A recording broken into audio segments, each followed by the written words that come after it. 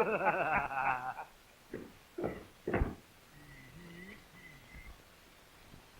now, get off that there wagon. Round up that there cow.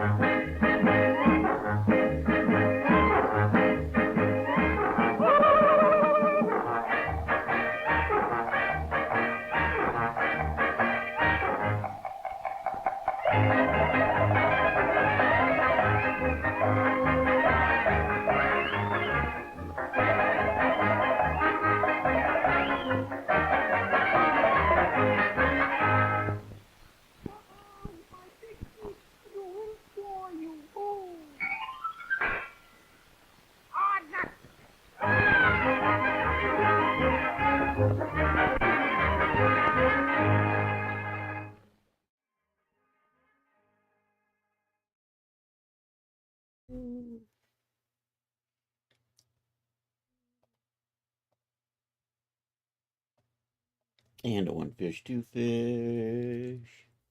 And a one fish, two fish. And a red fish, blue fish. And a red fish, blue fish. All right, I think we're good. And a red fish, blue fish. All right, I think we're good. At least we are on Twitch. I hear the I think we're good. At least we are on Twitch. I hear the hey, I hear my echo.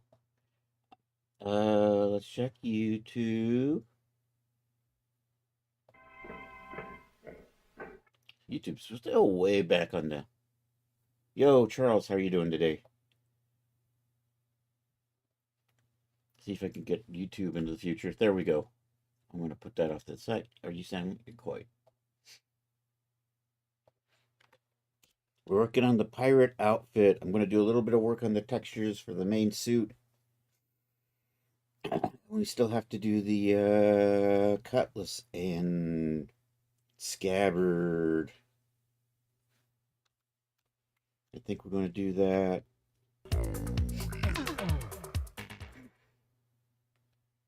So I have started.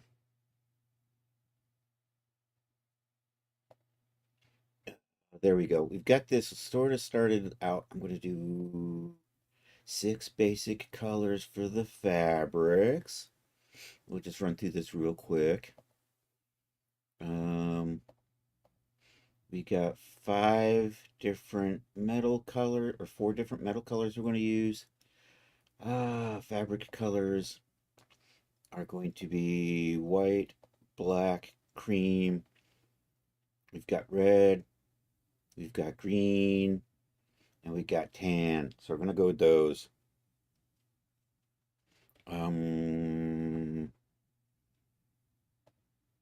We got the highlights and shadows. We got our metals, and we can kind of see them over here. Well, you know what? This is bleeding through, isn't it? Let's fix that.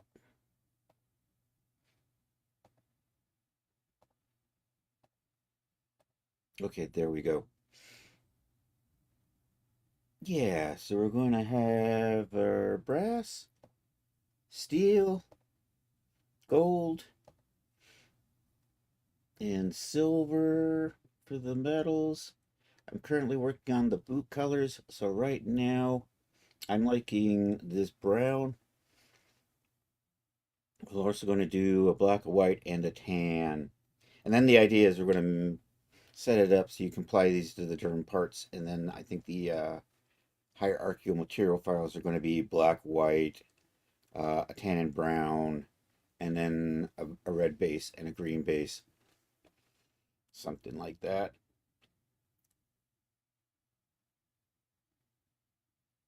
And then we got our dirt. So I still have to. The only thing I want to really do with this for right now is finish up getting these colors set up for the leather. So that's the base color. So I'm just going to duplicate this. Currently says brown. We'll Control D. I'll make this one the black.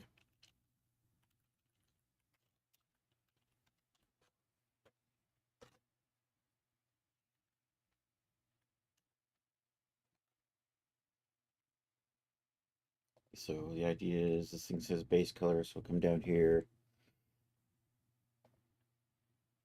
There's a little bit of weird curvature color on here. We're going to tweak that.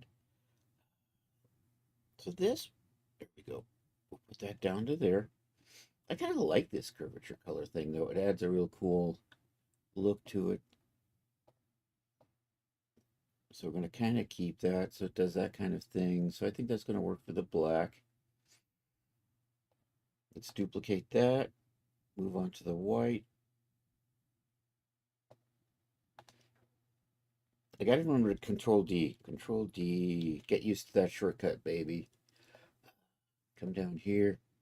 So, and you know, as I always say, we don't really use white. We use light gray.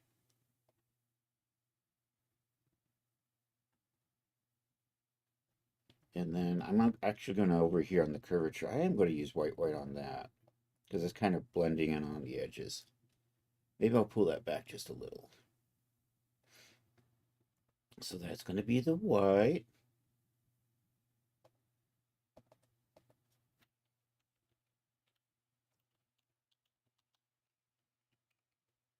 And then what did I say? Tan.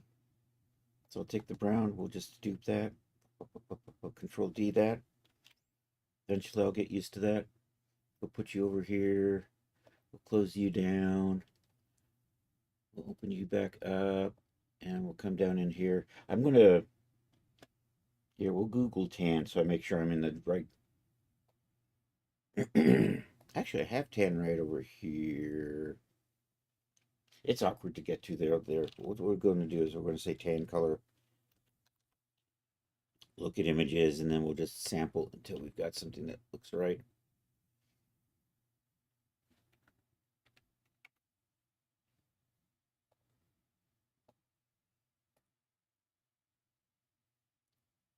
I'm looking for like a little gradient strip, something like that.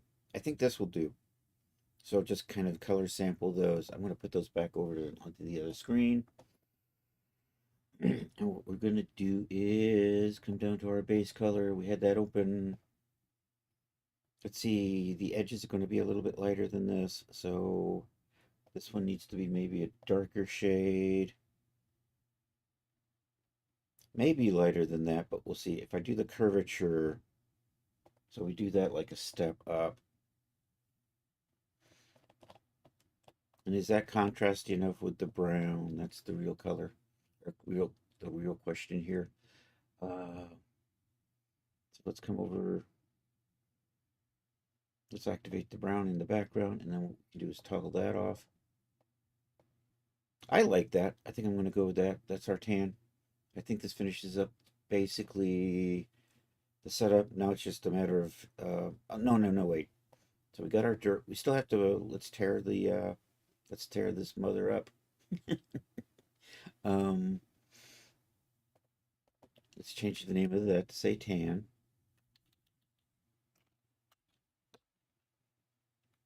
Tan leather stylized.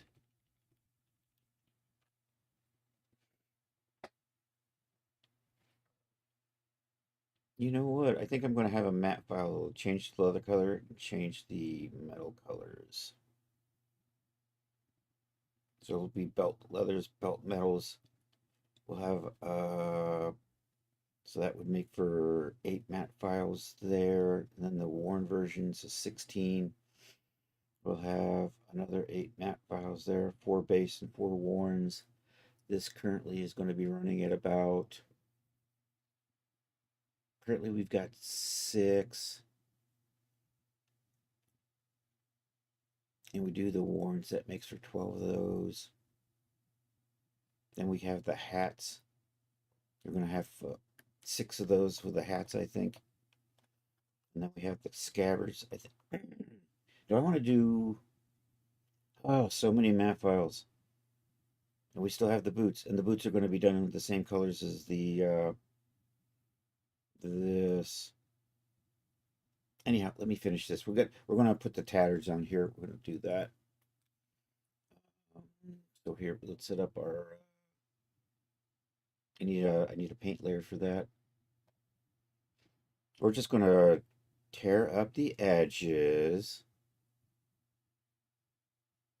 Do I want to tear up this whole edge here? I think I'm going to try that. We'll take a look. We'll use that with the pen tool. That's the reason why we brought up the thingy here. So let's go to the pen tool. Let's go to apparel. And this first one, the fabric wear. I like this. I just wish I could draw in 2D view, because it requires me to sometimes do other stupid tricks to get this to work in 3D view.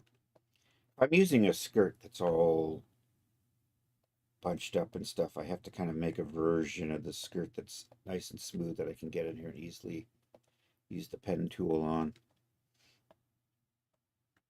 So I'm just going to run these along the major edges. And the shirt, the bottom of the shirt. The shirt and the pants will eventually become separated. Did I do an escape? And then I can pick it up here? Yep. I'll have to mask off so I'm not getting the top of the pants when I do the bottom of the shirt.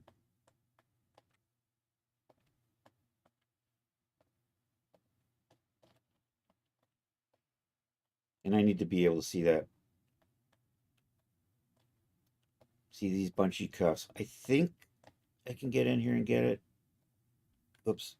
I gotta do that. And then I can... We had to escape.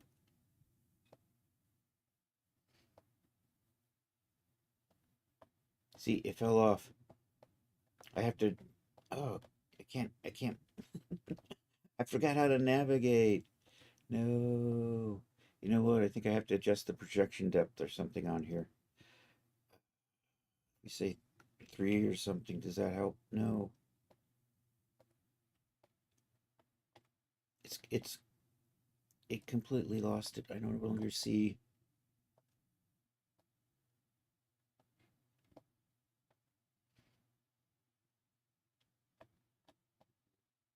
This is what I was talking about, the disadvantage. This is flat mapped. And if I could do it in 2D view, I'd be done already. But because of all these little curves in here, I can kind of see it. Let's switch over to opacity. Oh, you know what? I'm actually getting it in here. I'm just not seeing it in that view.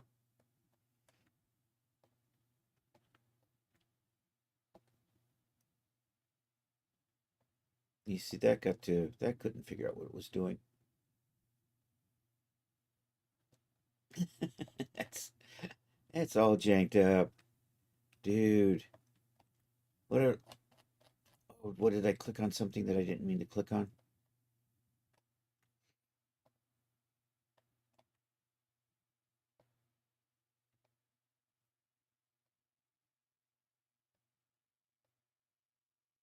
Okay, I think,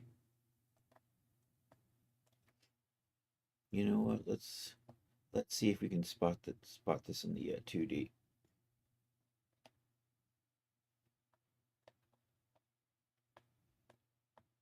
Yeah, I don't think I'm going to be able to do that effectively.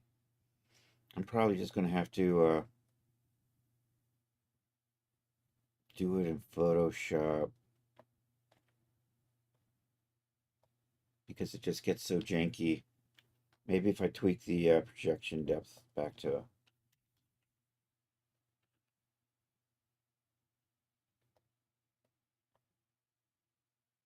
See, it still looks kind of janky. I can't even tell where I am on there.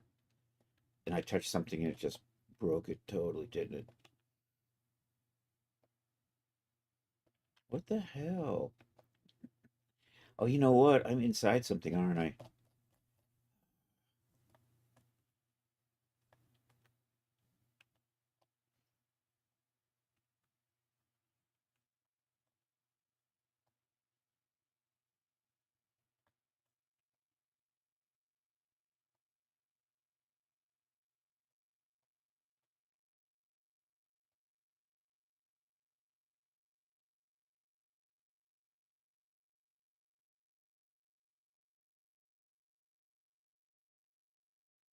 No, I'm totally just going to add that in Photoshop. Never mind.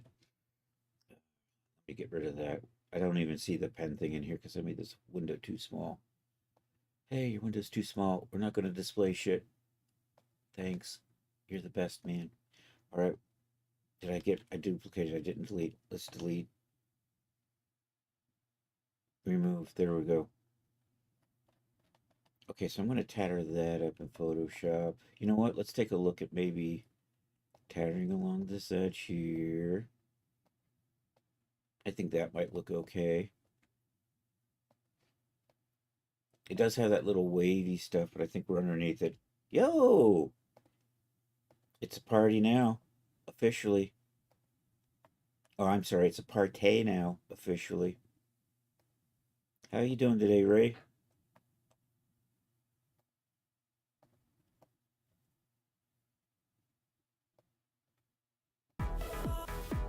Thank you, Mr. Charles.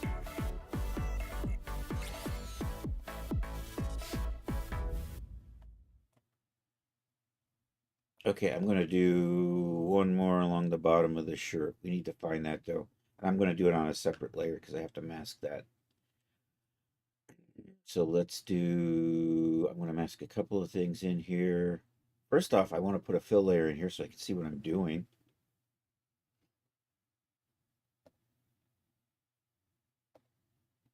And this fill layer is going to be an opacity fill layer, so I just blank all that out. I can see what I'm doing. And I'm going to put a color selector mask, and we basically want that and that. And that, now I can see the bottom of the shirt, so I'll pop back in here, and we can copy this mask. Can I just the copy the mask? There we go. Do a paint layer. I'm going to paste that mask. At least that's the plan. And then I should be able to just do the pen thing. Are we still using the same brush? Of course, we're not still using the same brush. Why would we still be using the same brush? Why? It's inconceivable. Power. There we go. And now are you? And now I don't see nothing. You know, it's because you're kind of in the way. No, you're not in the way. What the frick?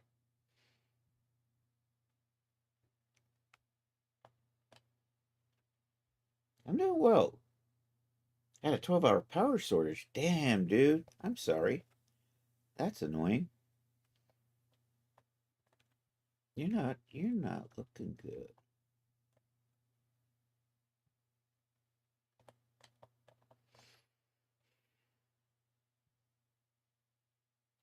I should see something in here.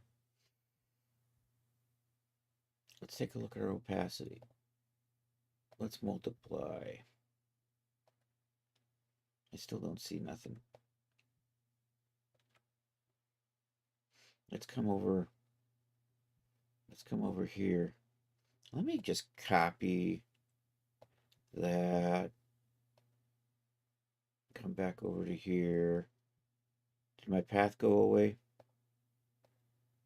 There it is now. Okay, we're good.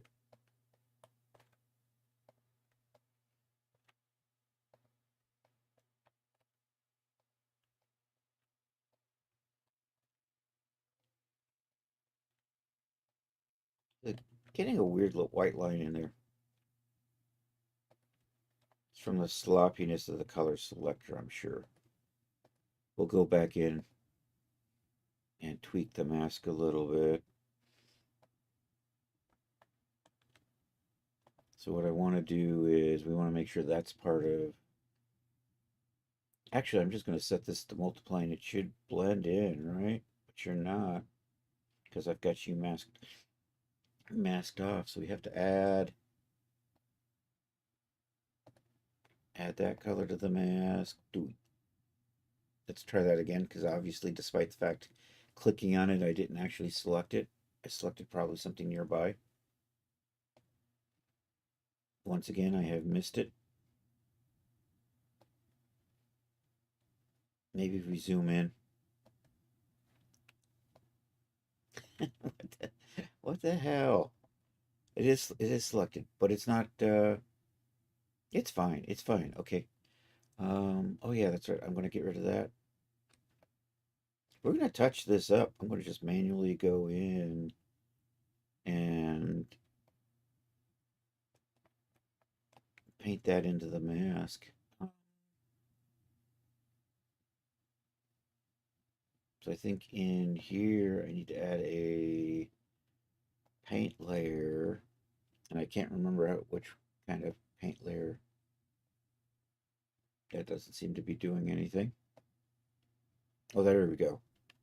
So I'm going to just make this really small and run it along here just to clean that up.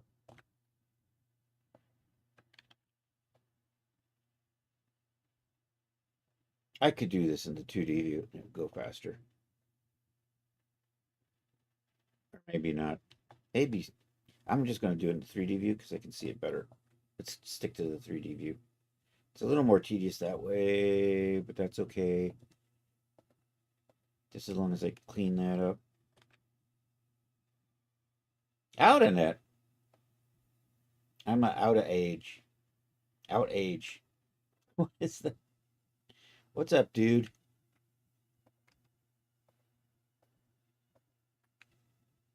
Let me see. I'm going to go back and see if I can touch that up or not in this layer. I'm stuck inside something again.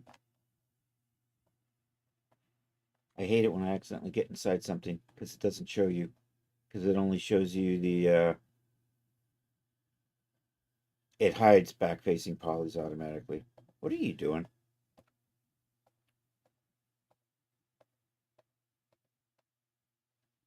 Like it did stuff and it just went back and said, nah, bro, we ain't doing that. I'm going to erase that.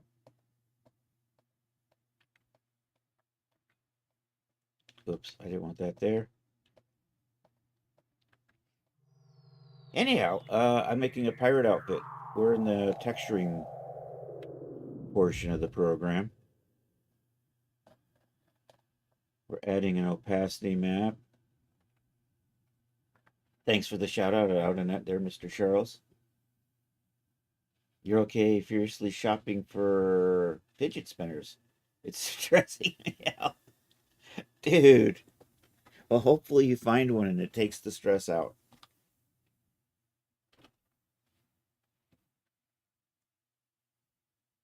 All right, I need to add the tears. I'm gonna go get my tear maps. Is it torn? I forget. In here. I'm just gonna drop that right there. We're gonna put that behind these. These are tatters. Tattered edges. I'm gonna actually let's group these together.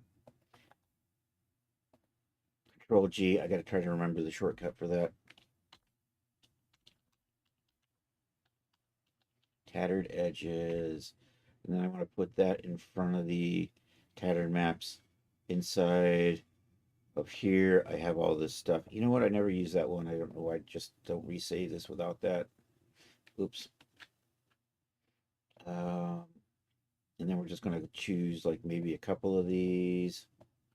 Then we're just going to tweak the tiling on those.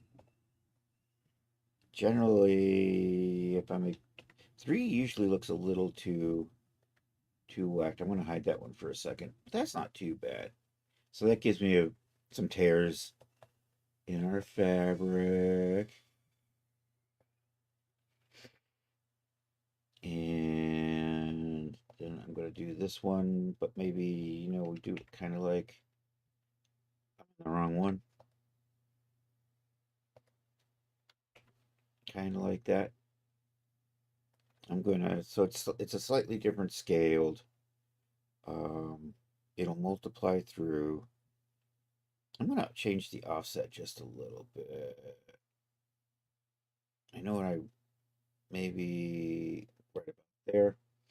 And then when I combine that with this, and what I'm looking to do is maybe move this off the breasts a little bit for this one.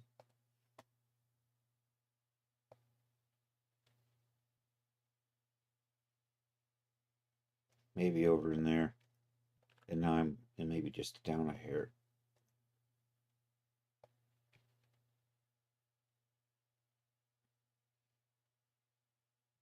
I think right in there is probably going to be good.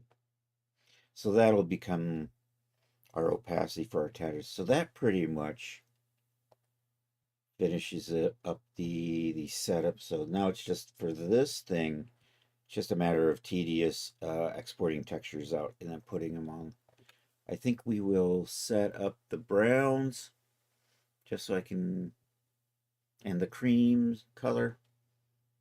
We'll export those, the clean versions of those. So I'm going to actually group these together. Control G, because I forgot to hit the Control G this time. One day I'll remember. Tattered and torn, so I can find that later. I don't care if I misspelled it. We're going to hide that. We're going to switch back to materials. And then we're going to set this up for an export. I'm going to do brown, brass, and brown. So I currently have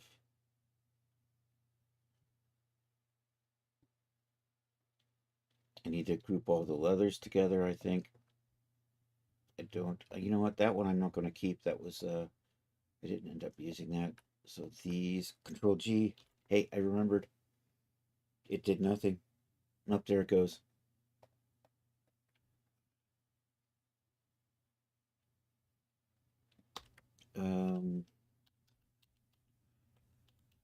Leather. Let's do that. I can kind of cut this down. Are you in there? Are you where you want to be? That's good. I like it there. So I'm going to open that up. We'll just hide everything. But did I not do a brown? I did not do a brown. I need a brown. Because I want to have brown pants and a cream. So here, let's take the tan and duplicate that. Hey, I remembered the shortcut key that time. So I'm going to end up with 7 color options. Brown, linen. And you know what? Here, we'll come back over here. We'll say in our browser brown. This is the lazy man's way of getting the right colors. And what I'm looking for is like a gradient strip. Kind of like this. And then I'm just going to color sample that.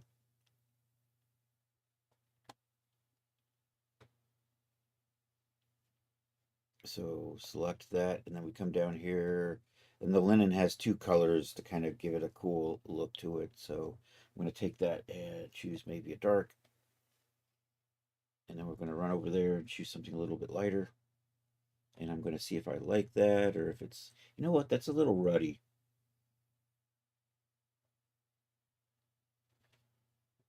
Maybe this and this. I might, no, I want a little darker than that. Maybe make you the dark color. I kind of like that. Let me see where we are. I think I'm going to pull the saturation, make it a little dark. I like that. That's, it's all subjective, the color. I should add stitching and stuff. Oh no. Especially on the pants. I'll probably get, well, you know what, let's put the, I think with the pants, I'm just going to run stitching right down the sides and maybe the inseams and maybe along the top edge. Oh, you know what, I should do, add some more pooching in here too. So there's still stuff to do. Let's try this. Let's put in a another paint layer. I'm going to add extra bunching through here, through here. I'm going to mark the pants waistband, so we're going to just do a fill layer on that. Put in a mask with a color selector so that I can select the waist so I can see where that is. So later on we will separate the shirt from the pants. But this tells me where I am with that.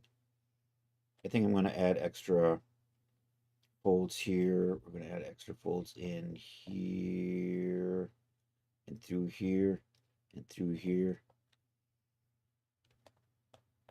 And then I want to run stitching. You wouldn't, I don't think you'd see the stitching on, although maybe you just added any. Do I want to put the stitching on there? I'm debating it. This is going to be pants stitches.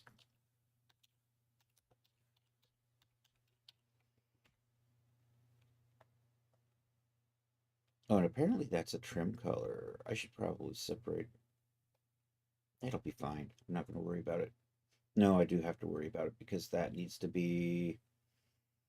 This needs to be a separate material zone from that. Is it just the colors are similar? Is that what it was? Let's take a look at my color. Sometimes the color selector needs a little refining. That's what it was. The colors are too similar. I do have separate material zones. So when deforcing, I can set these to be pretty stiff, so it holds the pants up. Otherwise, when you deforce, it'll just slide off the hips. I know that's what Charles really wants it to do, but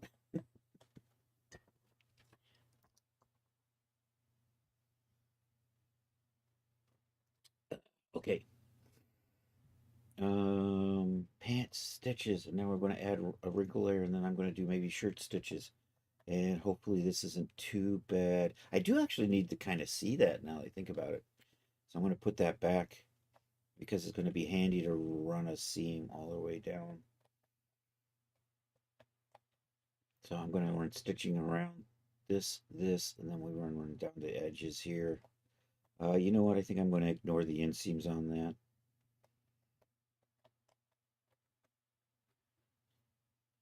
So let's grab that. We're going to come over to apparel. We're just going to come down to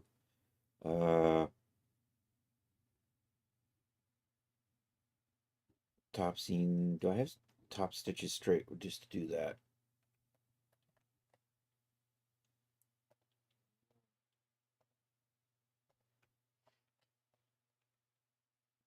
I need to set that color to be obnoxious, and so I can actually see it, and then we can just change it with a hue, saturation, lightness later on. I'm probably just going to make it a dark black, and then we'll just multiply it through. So the stitching color just kind of becomes a darker shade of whatever's underneath it.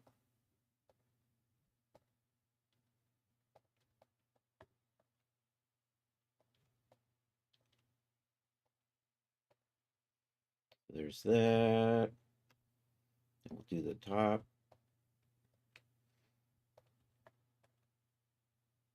No, wait, I'm going to stop. Before I do that, we're going to tweak this, the settings on this, before I... Yep, Chris isn't seeing a color. Why? Am I got something in front of me?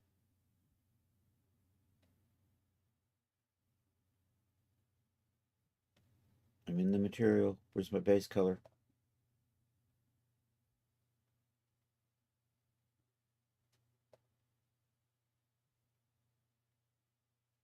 Why do I not see you on top of the fabric? Color height, I want the normal in there.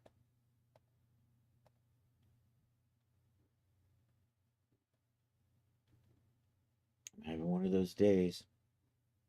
You know, if I just move you to a different layer, does that change things at all? Nope, you're still not red.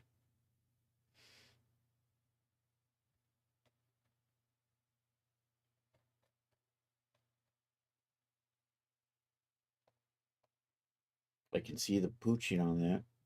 I'm just not getting the color coming in. Uh-oh, I hear a noise.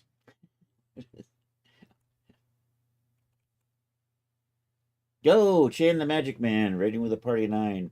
Hey, Chan, I saw you doing IRL. And we got a Rumikin in the house. How you doing, Mr. Urumakin?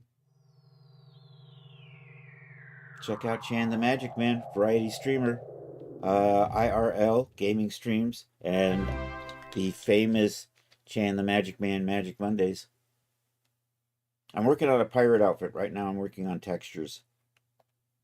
So the outfit will have pants, shirt, belt. We're going to add boots. We're going to add...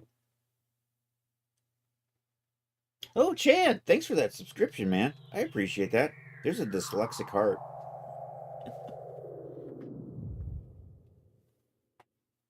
I heard 2 shoutouts. Was it just Chan subbing?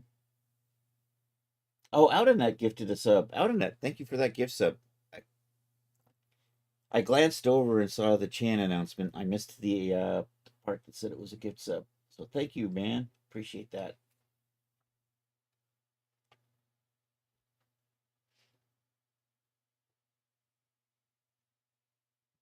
My red thread isn't red. I'm confused. You know what? I'm gonna hit save on this.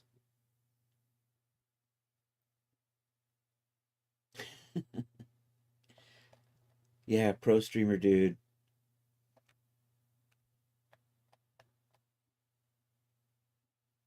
Why are you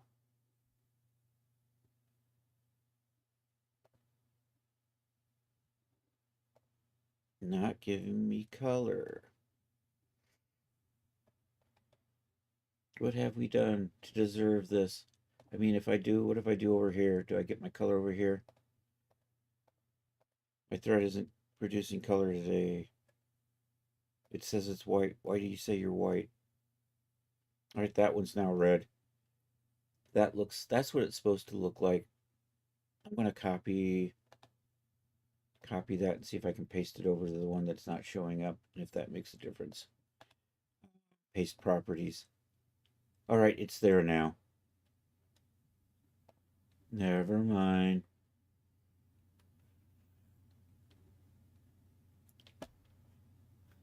All right, we're tweaking the thread. I can bring the fabrics back. I just have it as an obnoxious thread so I can see what I'm doing. So we're going to refine that. You know what? I think I'm just going to switch to... That is sloppy looking. Anyhow, we're just going to tweak the settings on the thread, and then I'm going to finish sewing everything else in. I heard another noise. Was that another Outternet gifted? Ooh, DJ Stulu in the house. Thank you, Outternet. Appreciate that for our good friend DJ Stulu.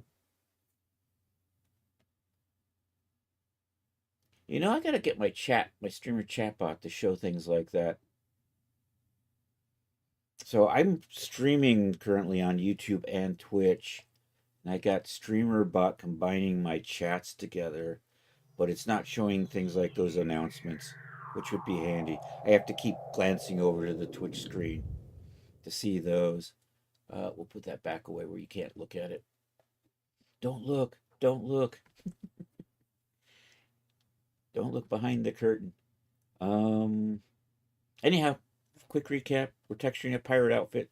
Pants, shirt, belt. We got a buckle. There'll be a hat. There'll be a cutlass and a scabbard, and I've got boots. That's what... A little bit later on, I'm going to work on the cutlass and the scabbard.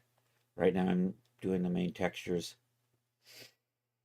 And I'm currently adding stitching to the pants. And right now, we're just refining. There is an audible alert system, and I do hear it. So that does kind of tell me something happened, but I can never remember what it was. So it would be nice to be able to see in my chat what exactly happened. They're probably different sounds, and I probably don't recognize them, the difference between them.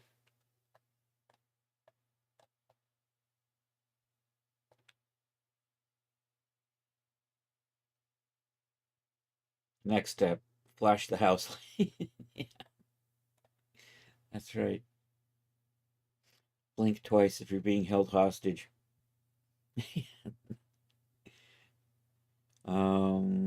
We're adjusting the stitches. Straight stitch. Is there like a stitching? Here, I'm going to come up here and we're going to change the size, I think. Projection depth is good. Stitch width. I think that's what I want to... I'm working on a weird low resolution so I can barely see anything anyhow. You know what? I'm just going to make the stitches black today. No, I'm going to leave this. No, we're just going to... Yeah, I'm going to leave that, and we're going to put a hue and saturation filter on here. You can go away. Oh, I'll get stuff all over the place now. Hey, Chris, before you get... I will not be at stream tonight. Oh, no. You don't get another day off until Tuesday. So you made this afternoon's, but not tonight. I'm sorry about that. Or... That's a lot of work for somebody who's semi-retired.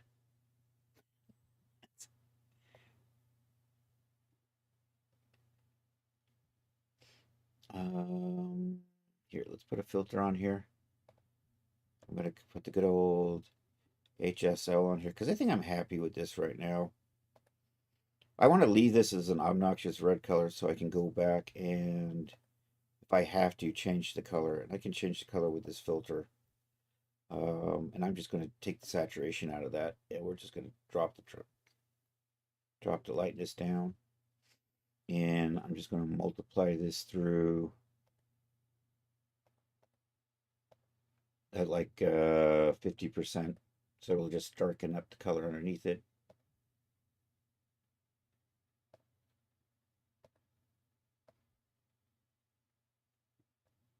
Okay, we're going to do a couple other things on the stitching. I'm going to switch the height to, so it doesn't blend in, and switch that opacity to, no, not the opacity. I don't want the opacity. I want the normal map. Maybe switch that to normal. And how is that looking? Is that going to be weird? That's going to be a little weird. Let's switch the normal back to that weird something normal thing. I can never remember what it's called. Normal map combine. There we go. I think that's going to be okay. Although it helps if you turn the normal map on in the stitching. If I Chris, pay attention. Now what, Charles? You should have listened to Rod. Yeah.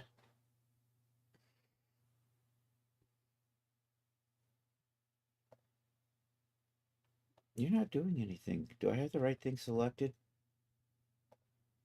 Oh, there's my problem. I got the wrong thing.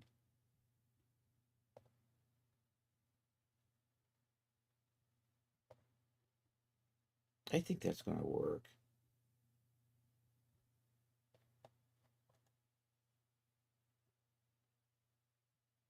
We're thinking. I'm gonna adjust that a little bit. It's a little, that puckering's a little on the strong. It's actually, I'm gonna come back and fix these two later on.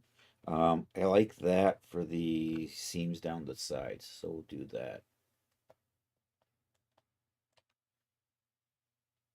So what we'll do is, what am I gonna do? I want to do, I'm still in pan stitches. Hit the escape key, and I can start, so I can start dragging those down the seam here.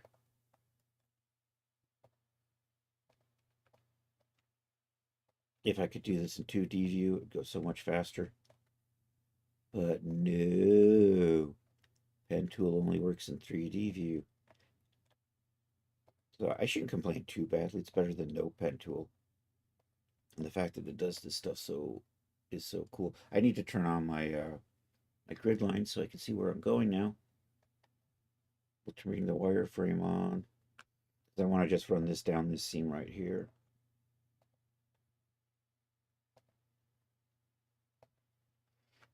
And I'm going to tweak the, okay, that looks like it fell off.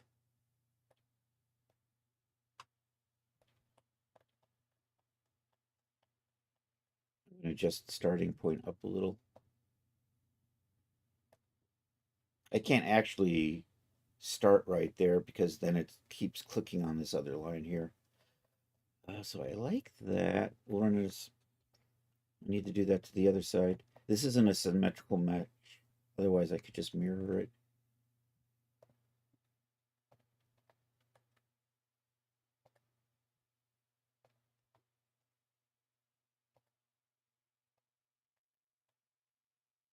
Oh no, the dreaded folds.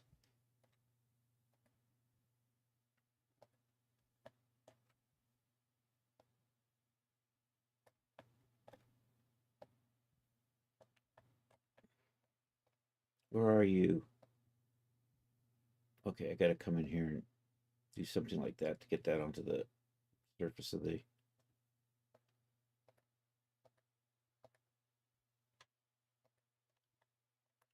And then I've got this, I can now see my line, so I can just kind of plop that straight down.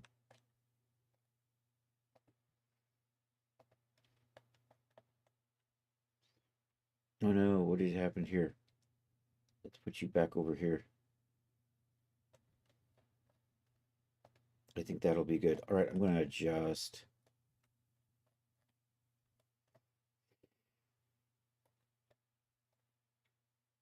I think I'm going to do this on the shirt too. We'll use the same seam on the shirt. So I'm going to run a line around the bottom of the shirt. We'll run one line around here.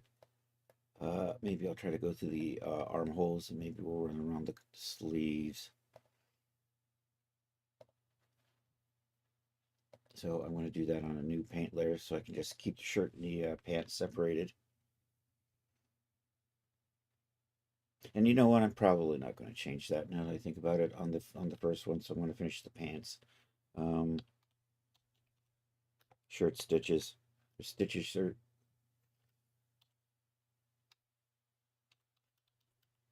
Something like that. We'll group these together later on. Let me come back over to here. We'll finish that up. I'm just going to run that one line through here.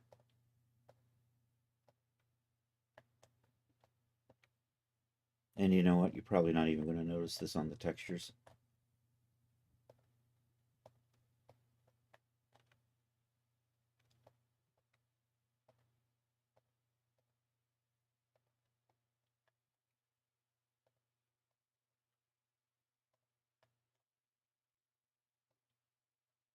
Yeah, I think that's going to be good for the pants. Now I can do the shirt. So I'm going to just run a line similar to what I got on the pants. That's a kind of a sloppy looking pant line. He says one thing and then goes back and does another. Come on, move, damn you.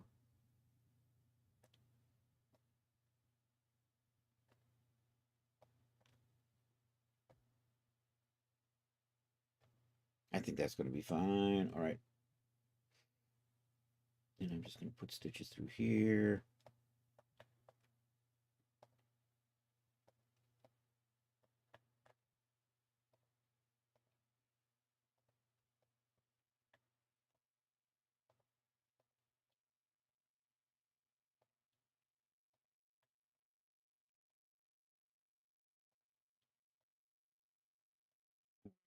Put the escape key so I can start on another one. A little strip through here.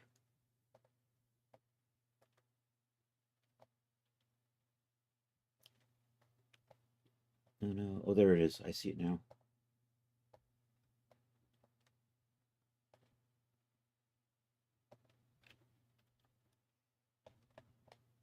We'll add one over here.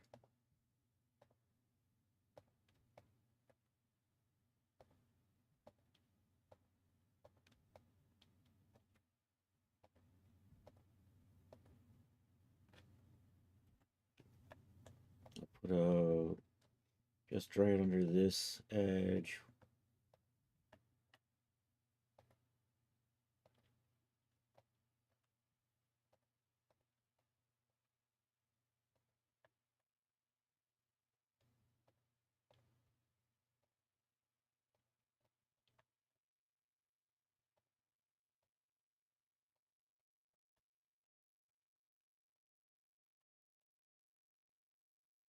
Isn't this thrilling? This is the exciting, high risk content you come for. Don't worry, it gets more boring than even this. Where am I? I'm over here somewhere. Which line do I want to follow? You know what? I think I'm going to come through here. Boy, that is some janky ass mesh down there, isn't it? Don't look, don't look. It'll be fine.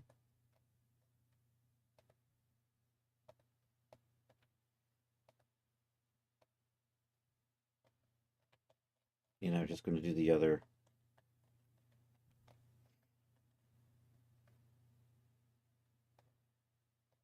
Oops, I forgot to hit the escape key, and then we can start again.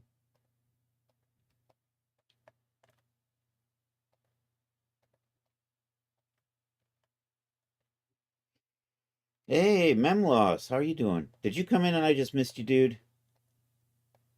By the way, check out Menloss as a streamer too. Doing the I usually catch them doing the GTA.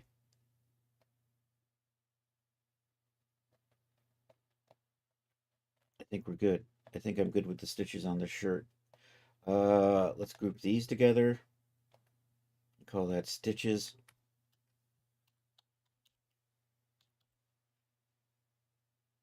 Okay, I'm going to add some, I don't know, what do you call it, creasing, puckering, along some of the edges here to kind of help accentuate things.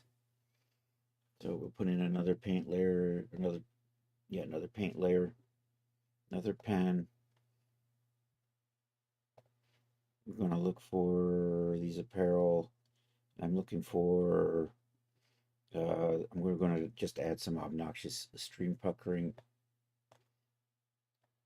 You can't see this down here, but I'm going to add it I'm going to run it, let's run it along the top and then I'll adjust it.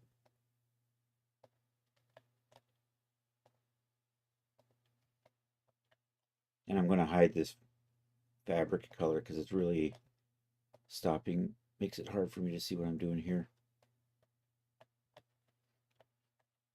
And you know what, I'm doing that wrong. I actually want that up on that edge right there. We'll go back and fix the others.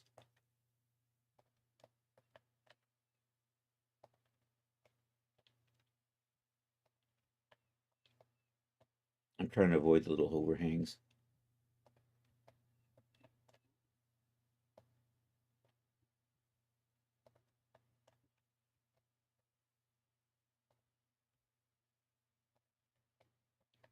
You can kind of see what the puckering going on in there. But here, let's turn that off. So you can really see the puckering now. I'm going to make it a little, I'm going to adjust that so it's longer and not as frequent. So we'll come over here and fix that.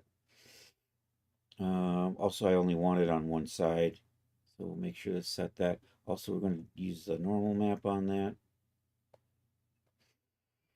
And where are my settings for this side? I say bottom. I think that's good because if we say top, yeah, we want bottom. Intensity. I'm going to make it real intense for right now. Spacing. Offset we don't need to touch. Is there a size for this somewhere?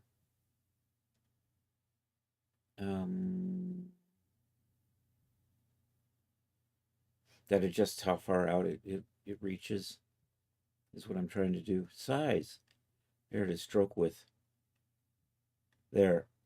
Kind of like that. There, that adds this nice extra. I think that'll be good.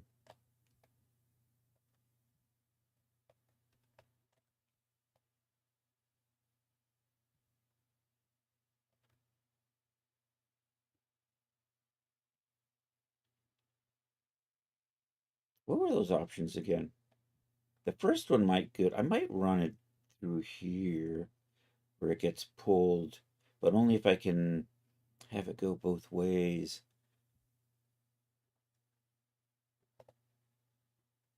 I think the alternate might be what I'm looking for the next one. Let's escape. So through here, this is going to be the area that's actually, hello, McFly.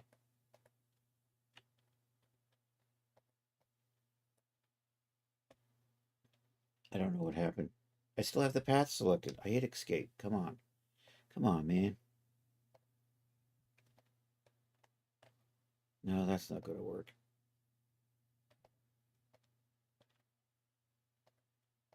I may not keep this. I may rework this somehow. I kind of like the extra, but it's got that harsh seam in the middle. Can we get rid of that?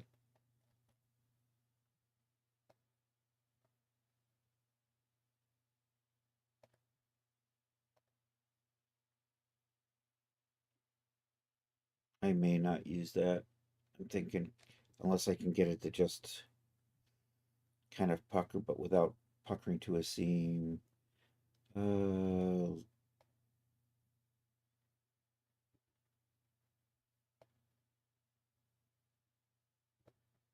I mean, after all, it is a seam puckering tool. But in all fairness, um, I might just have to make my own puckering tool or something and swap that out. So for right now, we're just going to hide that and not use it. All right, let's click on that again. Do I want to use puckering anywhere else, though? That's the... on a seam, that's the logical place for that. Actually, you know what? I think I might run it along the bottom of this seam right here. Because that is kind of gathered and puckered in along a seam, so I think it makes sense to put it in here. So we'll go down there and add it to that.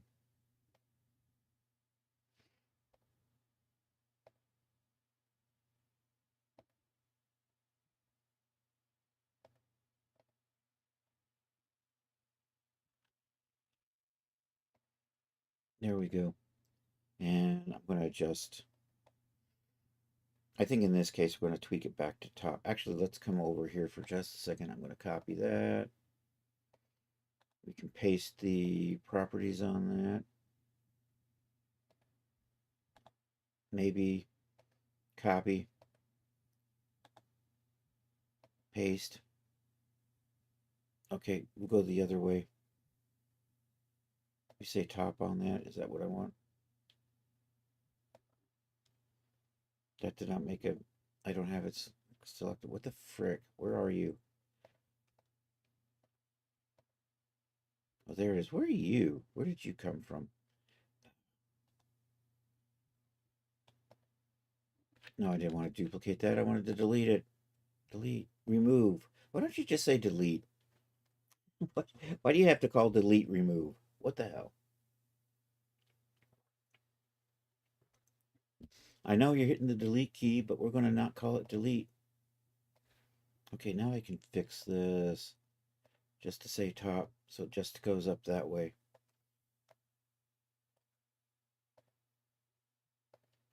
I'm getting a weird little... We'll tweak this a bit.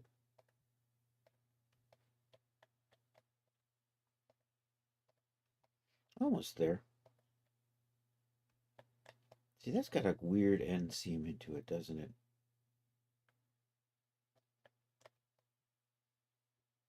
I should probably start that on the inseam if I'm going to get that. Can I just... There we go.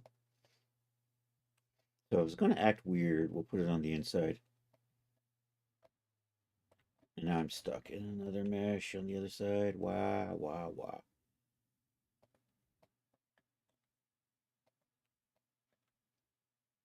Maybe I need to adjust the projection depth just a little bit too. And I'm clicking through to the...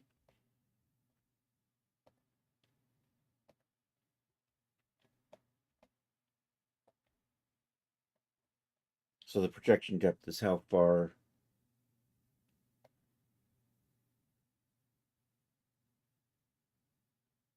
So I think I'm getting stuff on one side impacting what it looks like in the other. All right, I'm happy with that. Let's do the other. And we'll start on the inside in case I get any weird, goofy errors. And if we do, I can just pan it off as being part of the inseam. Yeah, that's just the way the inseam looks, man. Come on.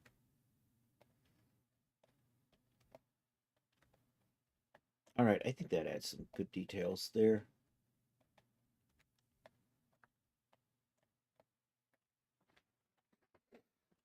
Hit save. We're going to do a quick export and we'll just dump it on real quick. So I wanted to do the brown version and the cream version. I no longer need that, so I'm going to turn you off. These have lacy cuffs. That's already set up. Let's get rid of the grid because I don't need that. It's now just in the way.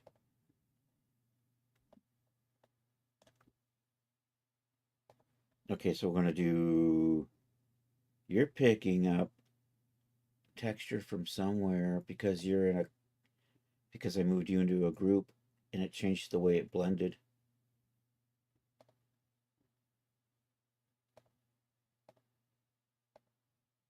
That's better. And are you brassy? You look brassy. Do I have brass selected? All right, so we have the brown selected. I have my sewing details. They still look red up there. Is it all red? It's turned all, because I still, let's put a hue saturation on here. Apparently I lost the HSL, hue saturation. Okay, so we're just going to desaturate those, and I'm just going to make them black. And then I'm just going to set the color to multiply at 50%.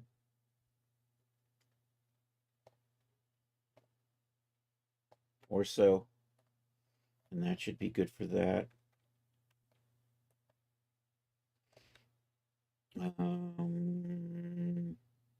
So, and I'm going to put way in the back here. I think, actually, what does my opacity look like? Everything's got an opacity color. Okay, that's good. We're ready to export. Control Shift E. There we go. Let's export. I'm going to do 6 maps. We want, I have a template for that. This will give me my base color, my normal map, my height map, my roughness map, my metallicity map, and our opacity maps. So that's what we're going to get out of this. I'm going to save them at 4096. I eventually have to make displacement maps. I won't do that on stream today, though.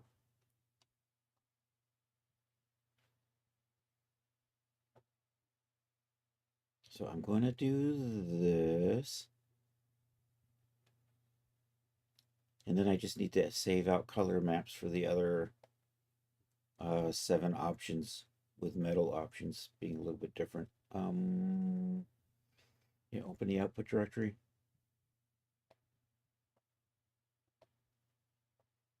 Let's call that brown so we can identify between the others. Okay, that's all good. We'll come back to this in a minute. Now we'll just save out a bunch of color maps. Switch you back to material. So I have 7 base colors here, but I'm using 4 leathers and 4 metals. Let's just do this. I do want a white. Did I do a white leather? I did do a white leather. Clever boy. You get turned on, you get turned on, you get turned off.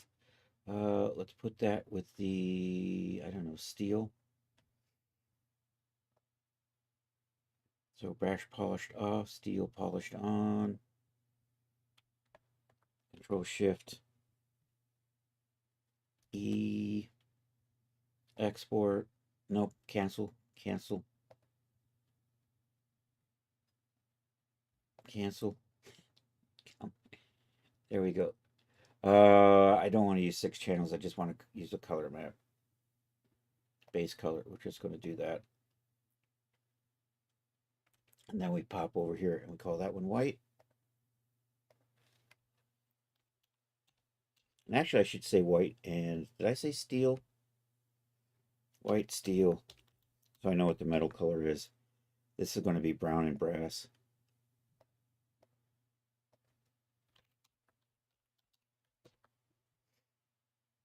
Okay, so far so good. Turn that off. Back down here. Okay, black activated. I'm going to put the black with the silver.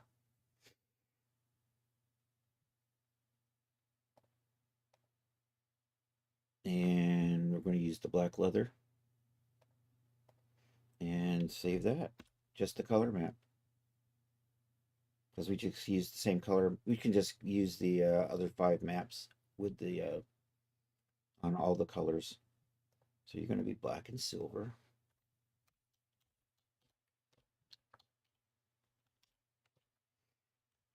I'll do the dirty textures later.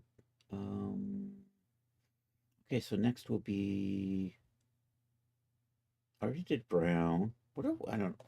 I got these. We'll just do cream.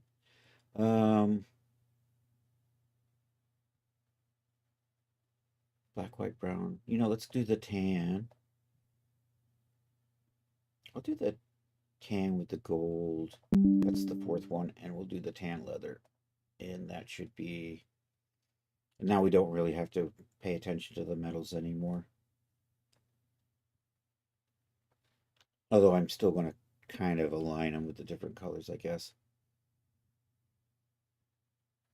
Control Shift E, color goes out. This will be tan and gold.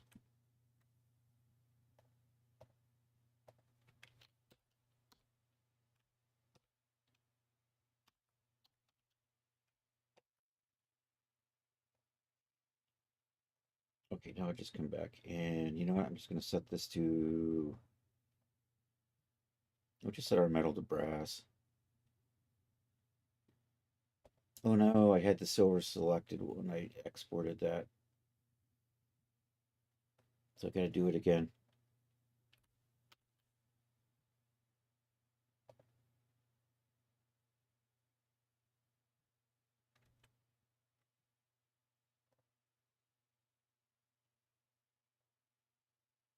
So I'm going to delete that, and then we're just going to rename this one tan and gold.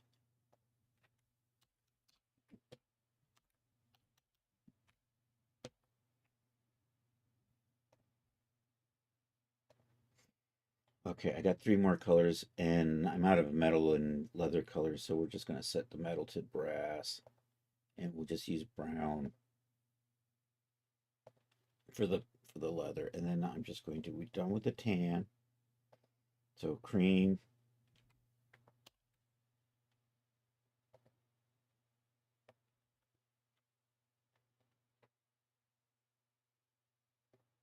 Now I'm just going to say cream on that. I'll say cream and brass, just so I know what the metal is on there. And maybe I'll make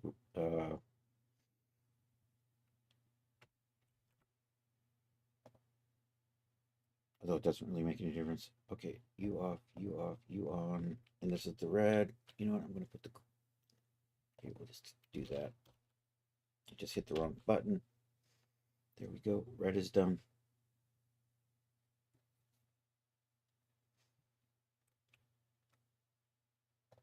Red and gold. Red and gold.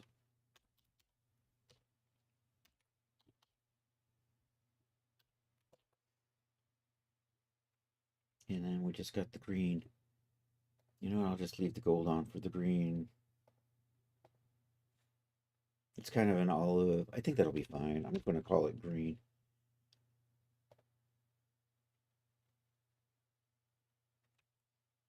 Pop over here. Uh-oh, that looks weird.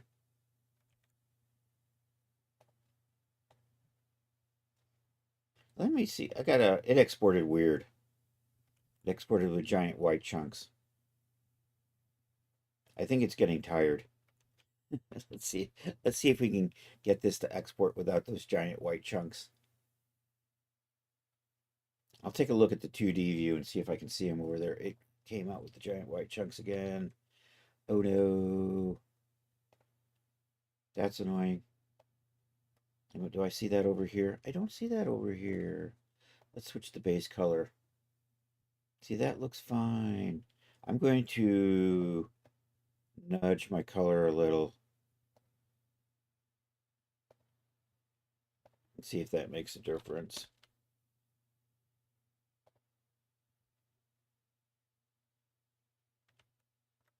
All right, there we go. That looks fine. Green and gold. Okay, we've got our colors all done. You know what? I'm going to go ahead and throw this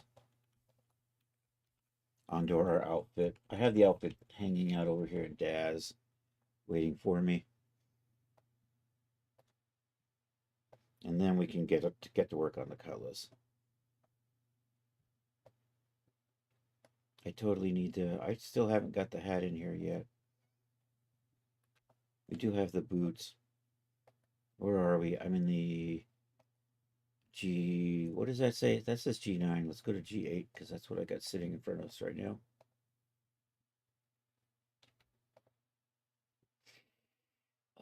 You boots. I haven't posed those yet, and they need a little bit of work because the pants are sticking out just a little bit in the bottom.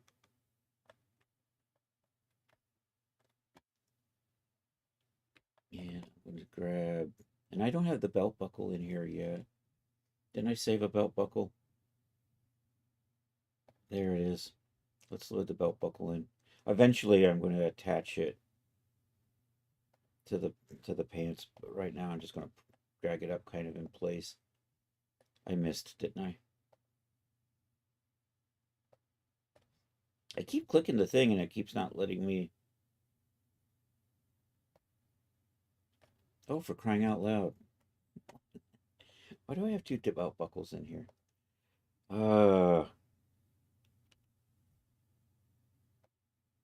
There we go. I'm just going to kind of, we'll position it onto that belt better later on. But for right now, belt buckle, belt, and outfit. And we'll just come over here to surfaces. And we'll drop the generic shader on here. And then I can just drag and drop all this stuff. You need to be pasted somewhere into the proper folder. We'll do that. I think I already cut this. So currently we are working in a pirate folder. There's the Seawolf project. There's the runtime. This is where our texture should go live. Seawolf. Got the boots already in process. We'll say outfit. Seawolf outfit.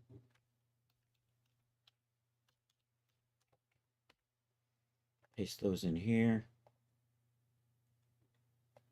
Like a so. And we're going to start with our brown and brass. And I'm looking for, there's my height map, so I'm going to put that over here in the bump map channel. I'm going to make a holder for displacement map that I'm going to add later on. So I'm just going to copy that there and call you displacement. So I can just kind of set this up, and then all I have to do is just swap this out and it'll just automatically update over there. Displacement is good. Oh no, I accidentally overwrote the extension. Let's try this again, being a little more careful. All right, a little more careful, and we'll put this into the displacement channel so I don't have to screw around with this later on. I'm going to make a proper one that'll give me my fake thickness later. So what are we doing? We still have the normal map. Needs to go into here. I have my opacity. It's got a real slight opacity over the entire outfit. The roughness goes into the glossy roughness channel. And I saw metallicity in here somewhere. We'll just drop you into the metallicity channel. And let's take a look at what we got so far.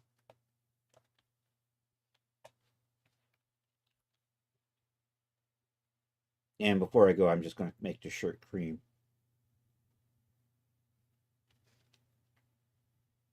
And I have conveniently named all my shirt materials shirt something.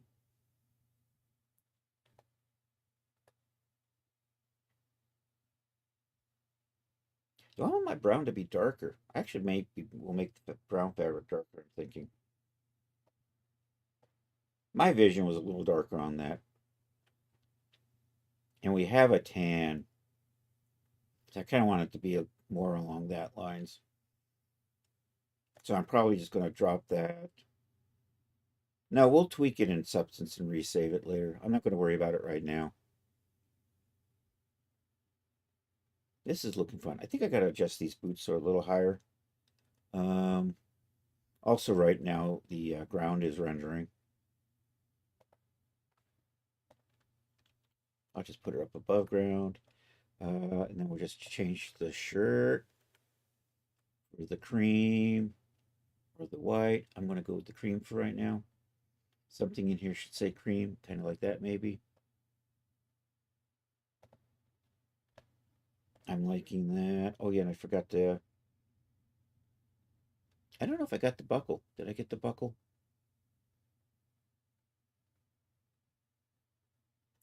The buckle doesn't look got.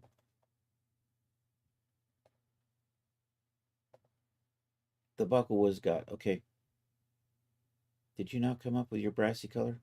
I gotta tweak that brassy color, I think. I don't think I did that. I don't like that brassy color. I want to redo that. I should have a brassy color on the belt too.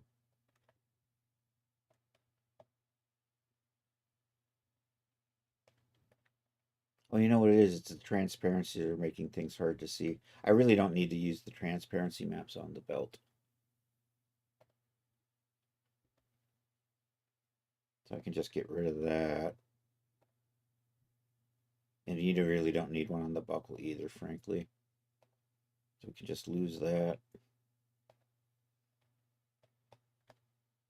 So here's, I'm thinking this might be the hero look, but we'll see. Oh no, my E key's starting to fade away.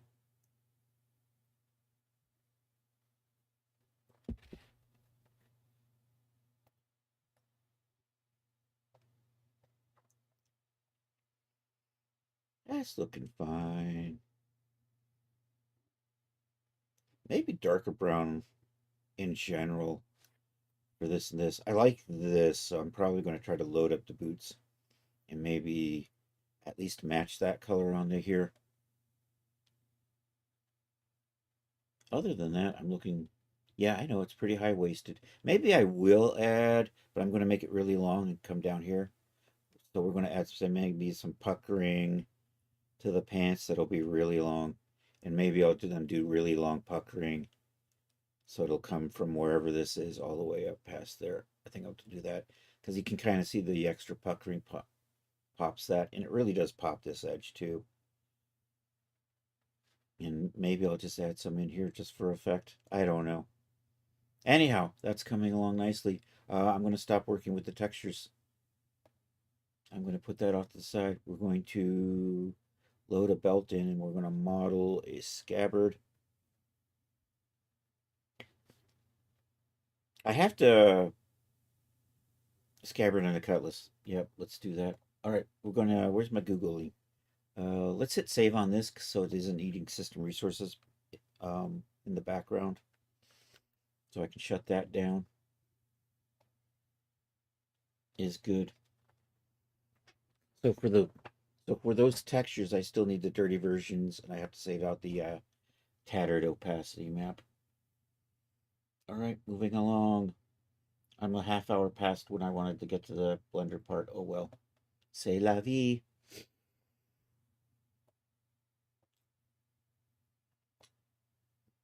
This is the outfit that I used to send to Blender or send the substance. I don't need that.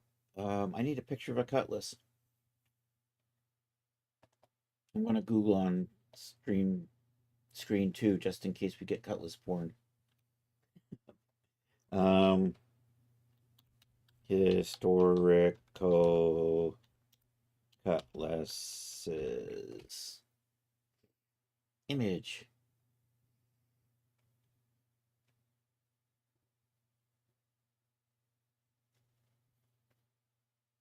Navy, 1816. Actually, I want, let's say historical 18th century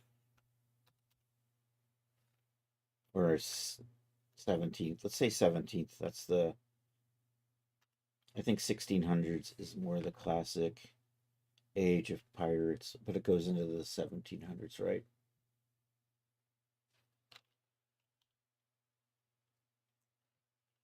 I'll say 17th century for right now.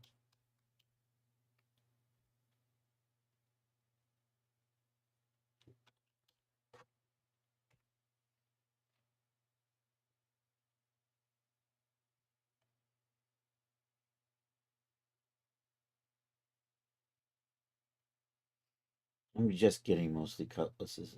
Not actually looking for.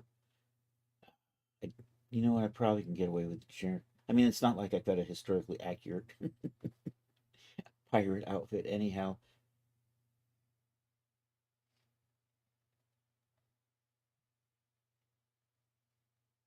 You know what? Let's get this over here. Maybe Wikipedia.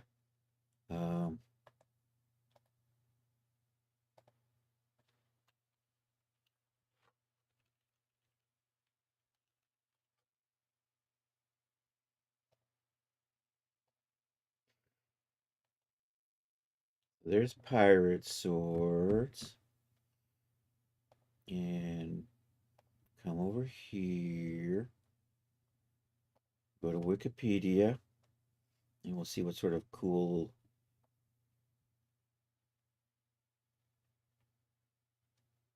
Who dat?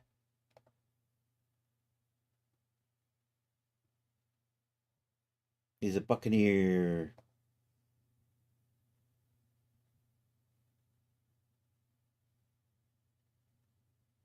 All right, this has this little cross guard, and then it has like this hand guard, and it's got the round pommel.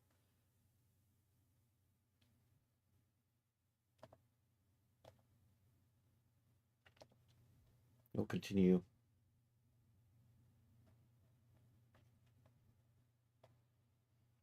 Let's go check Wikimedia. Can we just get the Wikimedia from here? Nope, I'm just going to have to... Wikimedia Commons is what I'm looking for.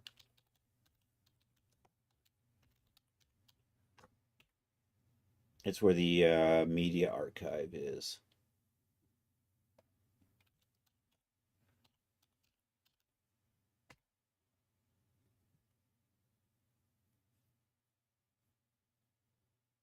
See, that's probably an... What are you? I like this. I'm not crazy about that blade shape, though. But I'll pop that out over there.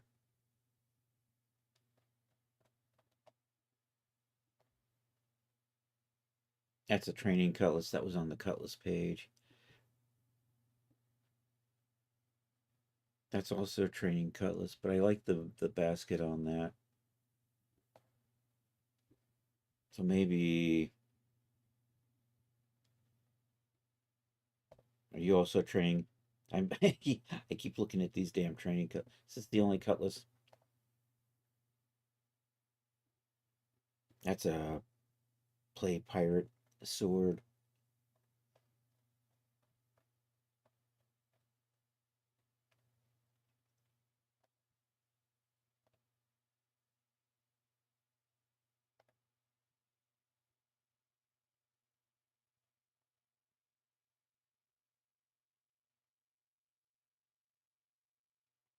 Is that the same pirate from before?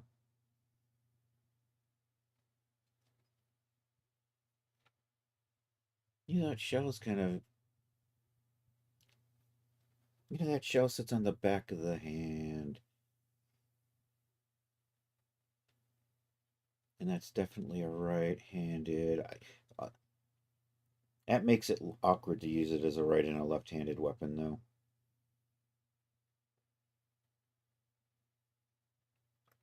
And we kind of want to... So what I think I might do is I might do a slightly flared out shell. We'll do this thing. We'll bring this back. We'll add a pommel on here. And maybe a blade that looks like that.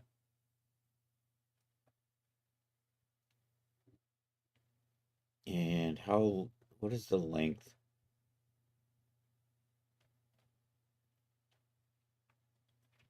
So that's a let's do this. Let me Google that, see if I can get more information on the size of that.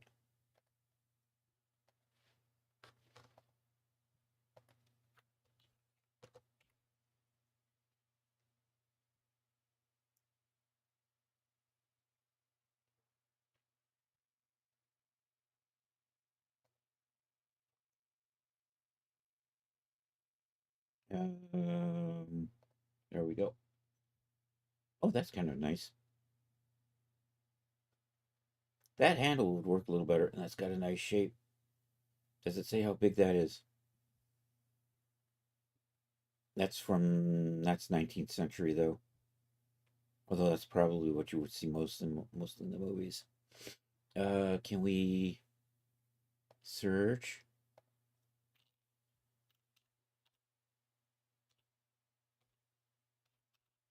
Cutlass.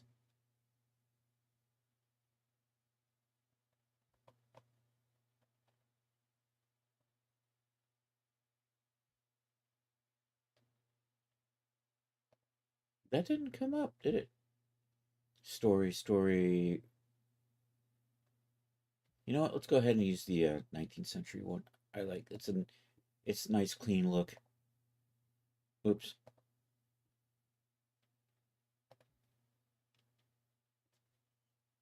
I'm going to modify it a little bit. Actually, I like this. So I think I'm going to do. Let's take a look. I'm going to mash them together. We're going to do the thing. We're going to have a light guard here. I prefer also because it's a little easier to model. I think I might go with that.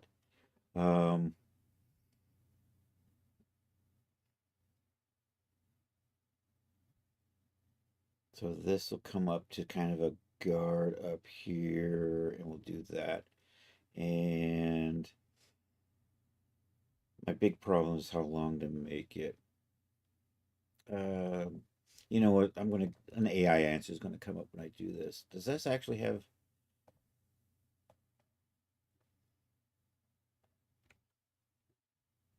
All right, let's get going. Shift A. I'm gonna start with a cube.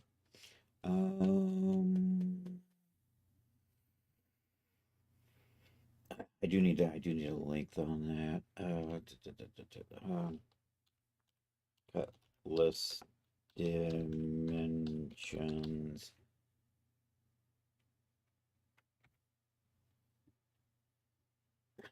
Okay. Let's say pirate. We'll do that. There we go.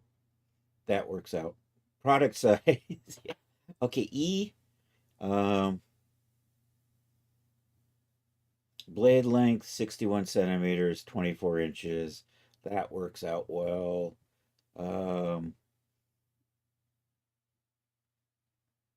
So we'll start with a cube that big. Shift A, mesh. Drop a cube in here. We're going to change the size of the cube. There we go. That is now the length of a blade. Actually, do I get the... Nope, I don't have the dimensions of any of those. Grip circumference, 4.1 inches. We divide that by 3, and that makes it a little bit more than a...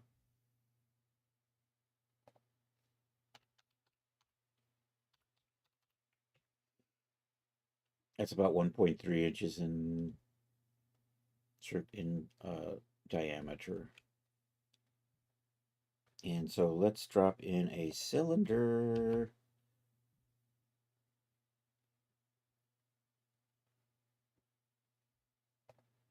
And the radius, 5.65 inches into centimeters. There we go. 6.5, although I could just factor by 10. 16. I didn't want 6.5 inches. I wanted 0.65 inches. Doy. So 165, something like that, right? 16.1651. 0.0165. And did I lose my... And this length here, the grip length is 3.7 inch, 9.5 centimeters. So I can just put that right in there, 0.095. There we go. Can I just rotate that 90 degrees? Puts that right there. And actually, that I want to use for the center because that would be the center point in a character's hand, which is the logical place to align it. Because if you're futzing around with positioning a sword in a hand, it's nice to have that center point right at where the hand holds. That's the general rule of thumb for handheld objects. I'm going to put you kind of like that. I'm going to come back out. Let's come over here. Blade, cutlass blade thickness.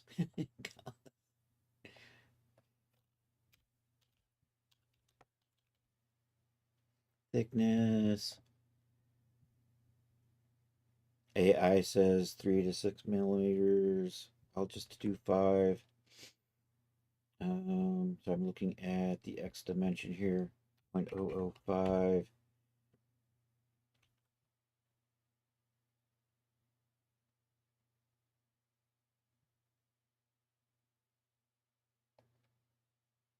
Does this say how wide the blade is? Probably not. Blade length, weight, blade thickness. Maybe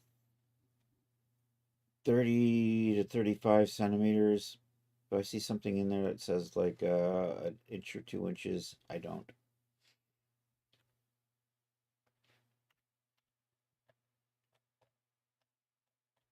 That's going to be our Z number. 0.0, I don't know, 3. You know, that lines up nicely with the handle.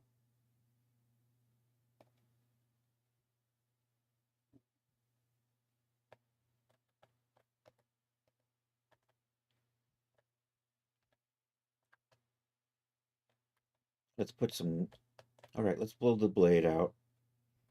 I'll curve it later, but for right now, we'll start like this. I'm probably going to use a proportional editing to just cut it to size. All right, let's put a loop cut through the middle. And what I'll do is I'll probably work half side on that. So am I in I'm in object mode. We go into edit mode. We just drop a cut straight down the middle, and we're just going to get rid of everything on one side. And I'm just going to operate this in mirrored mode.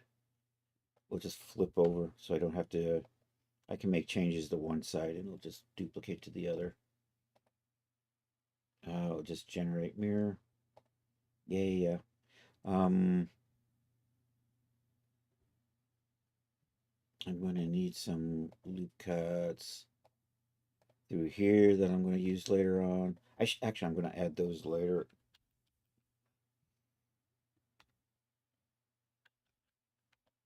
Because right now I'm going to, I do want one loop cut right down through here.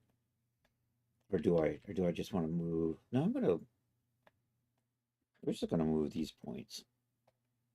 Nope. Cancel that. Actually, I do want a loop cut through there, so never mind.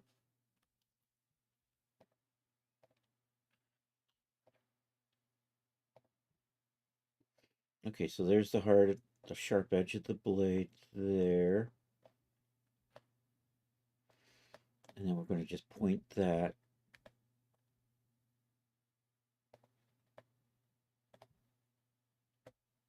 So give myself a little bit more. And actually, I'm going to do that. And then I can bevel that. Oops. Did I not do that? And then I want to bevel that. Give me some extra geometry to play with.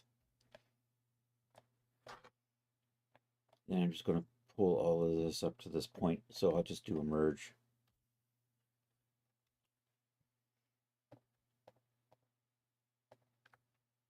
And we'll merge it last or something.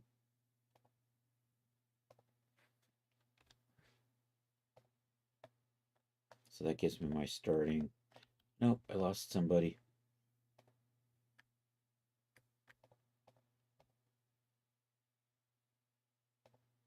There we go. All right, we're done. Not quite. I can put a bevel in here that'll give me a smoother.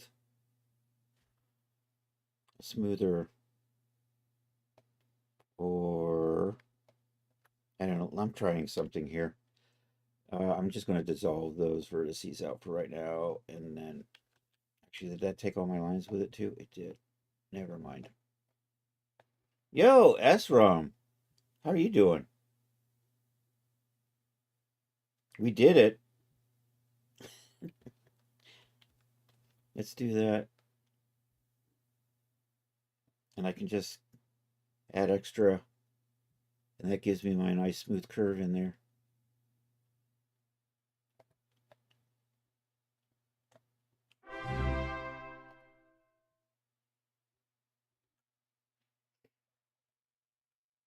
Okay, and then to bend this, I'm just going to grab the tip here, and we'll just do a... Yo, SROM, did you subscribe, or were you gifted a sub? An anonymous gifter gifted a tier 1 sub to SROM. Thank you, anonymous gifter, who may or may not be out in it. We appreciate that. And DJ Ray. Anon got DJ Ray as well. Thanks, buddy. There's the old dyslexic heart. Na na na na na na na na na. That's not it. Maybe that's it. I don't remember.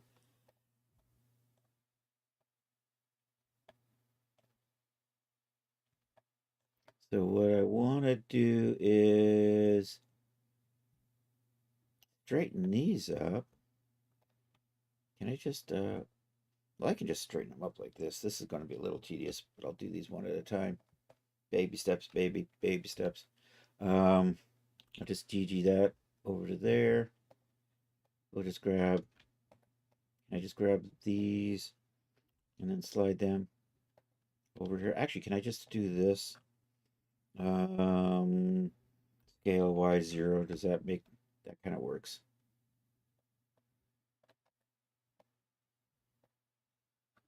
Scale Y0.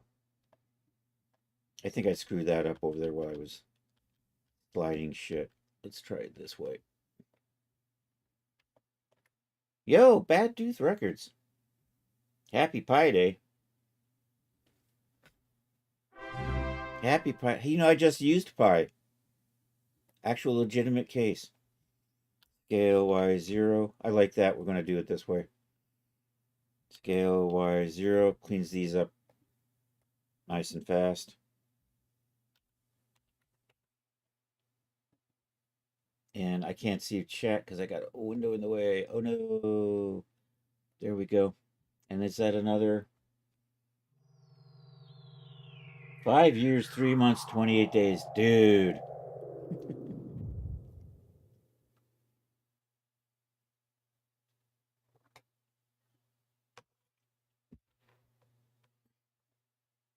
Batooth, 50 months. Dang, dude. Thanks for that resub. I appreciate that, man.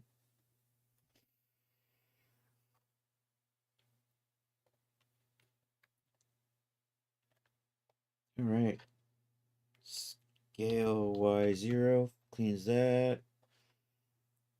Scale Y0 cleans that. Okay, we're looking good. I'm just going to grab this point. We're just going to put some... Here, we'll turn on our proportional editing. And then I'm just going to tweak that. And we're going to adjust the fall off so it works a little bit better than that. Because that's a little weird angle there. So we're going to choose something like... I think sharp is what I want for this. That gives me that nice curve I'm looking for. I think I'm going to slide these back. Space that out a little more evenly.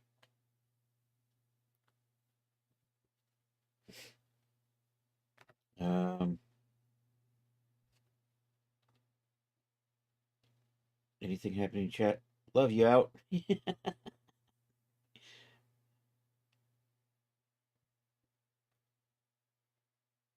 How are you doing, by the way, Esrom? I know you haven't been streaming because you did something. That doesn't seem... I don't like that. The dimensions are off on that. That 0.33. That's about right, though. It looks too short. 0.95. Let me check those measurements again. Broke your finger, that was it, right? I remember that. I'm still dutifully checking on Saturday nights to see if you come on.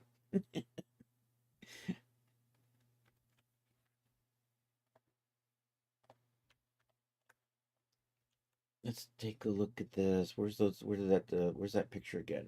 Did I lose the cool picture with the dimensions? Does this actually list grip handle length 5.5? 5.5 inches. What is 5.5 inches in centimeters?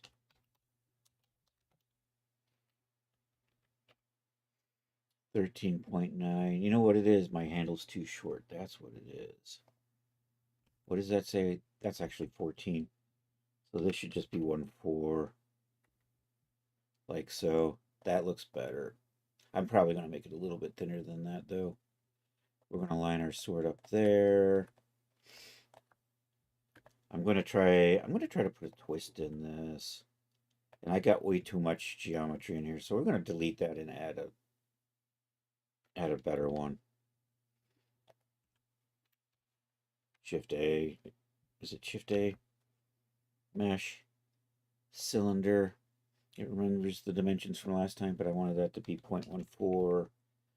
I don't want so many. I want maybe 16.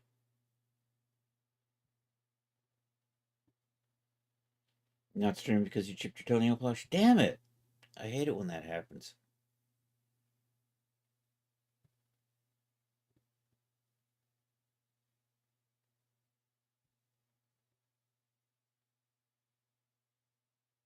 I want to put a twist in this, and I'm not quite sure how to do that. You know, there's a twisty tool. Let's break out the twisty tool. I think I'm going to make a shape, and I'm going to try to twist around and see how that works. I don't want to just take this and twist it, because that definitely doesn't. Maybe if I put a bunch of cuts in here, then we twist it. Maybe that'll do the trick. Let's try that. Poor man's screw tool. So gonna do that. We'll grab the top. We'll put on the proportional editing still. We're gonna switch it to linear. And then I'll just do R, Z, and I'm gonna adjust that fall off so that we're just getting the bottom. You know what? Somewhere in there maybe. And then I think I can just grab loops like that, right? And then we can kind of add some cool little bevels in there. And what do I have? 16, so I have to do this in... So let's add 4 channels in here. And let me turn that x-ray off because I can't see what I'm doing. 1, 2, 3, 4. Let's switch over to edge select. 1, 2, 3, 4. 1, 2, 3, 4. That should do it. I'm going to put a subdivision modifier on here because we're going to add that anyhow. And we're probably putting way too much mesh in here, but that's okay. It'll look pretty. Subdivision surface. There we go. I'm going to crease these top edges. I'm using the wrong thing. Mean crease. There we go. And you know, I'm probably going to bevel those eventually. You know what? Just put that back like that. Oh, now I've lost my selection. Damn it. That's okay. We can count again. Those straight there. There.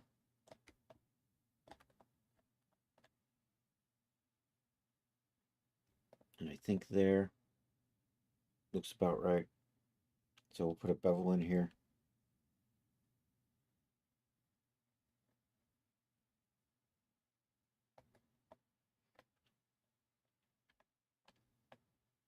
I'm going to do an extrude along the normals, in a little bit.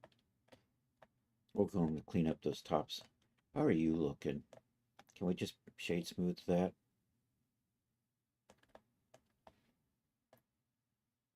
I'm going to probably just delete the tops and the bottoms and then cap them off. I think that'll work out better. I kind of like that. I think I might just stick with that.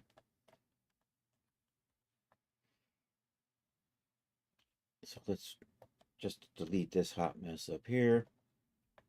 And I can just delete this hot mess down here.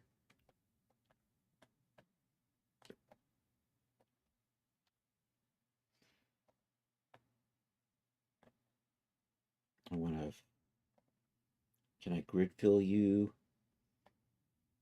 Or just turn you into a, well, let's try the grid fill first. Actually, do I have a face in there, right?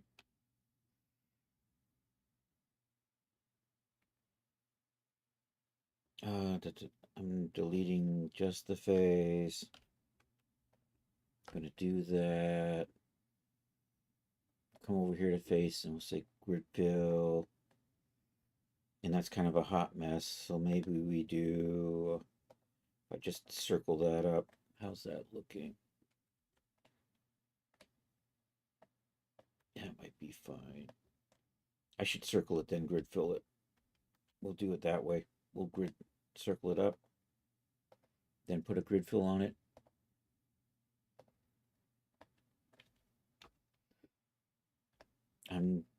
My sense of order says my grid fill has to be up and down, so we're going to tweak that offset to line that up nice and straight.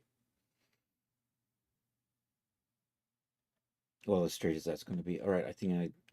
And how are you looking? So it's a little shorter now. I kind of like that. I think that's going to work. I'm going to do the same thing here. We're actually going to hide put a pommel gem on the end of this one. But I'm going to circle that up and fill it in.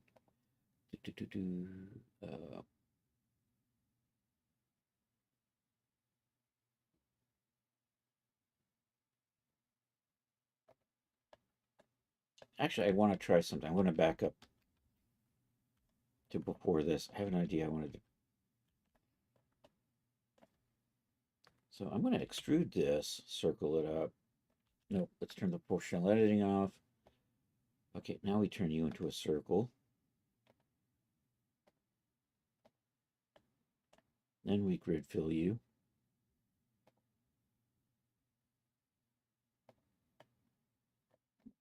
I like that. Okay, I'm going to go that. Although, no, I'm not going to bother. Okay, let's do that on the top. If I can just select that edge, do an extrude, pull you up a little bit, turn you into a circle. Delete that face, and then reselect and grid fill that.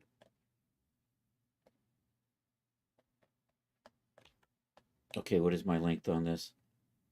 So we're just a little short. There we go. That's the size we want it to be. Let's rotate you on the X by 90 degrees. And I got my handle done. Okay, moving along. We're going to adjust you a little bit later. Do I want to put subdivision on this? I'm going to set it up for subdivision, but I don't know. I might just put a layer on here, but I'm going to crease some edges so that they stay nice and sharp. And I'm on the wrong side. So I'm going to crease that. Crease that. That should run all the way to the point, right? Yep. And crease that. And then I'm just going to crease this back.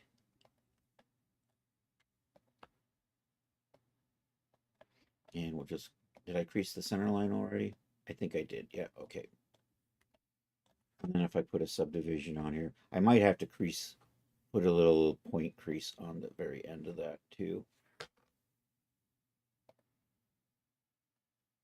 Let's see, generate subdivision surface. Okay, let's see if we can fix that. It's probably needs a crease right there. All right, making progress. I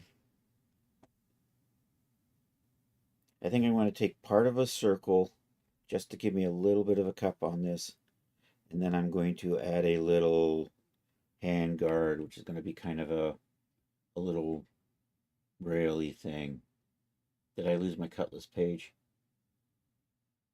And we'll put a little doohickey on the back. And I still have to make the pommel. Let's do this. I'm going to just redo the cylinder. We'll bring it back here. We'll give it some shape for a pommel gem. Pommel. So I'm just going to put a round guard on the front.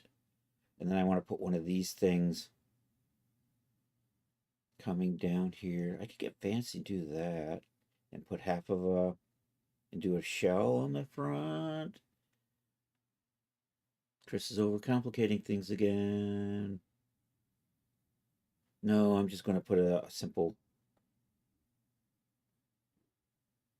Although I do kind of like this.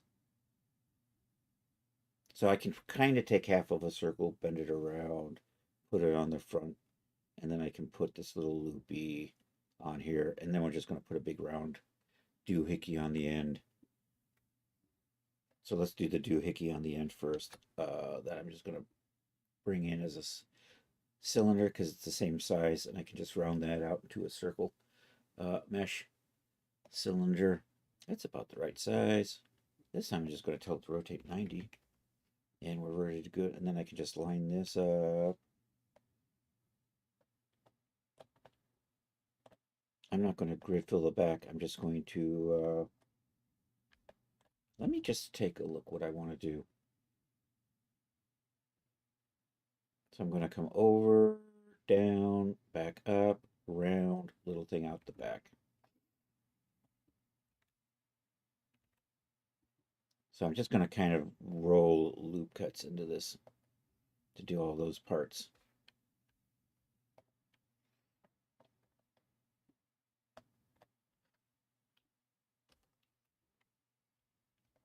So it's going to come down into there.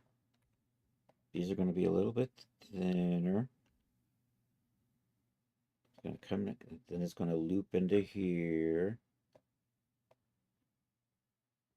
And this will make the round part. Up like that.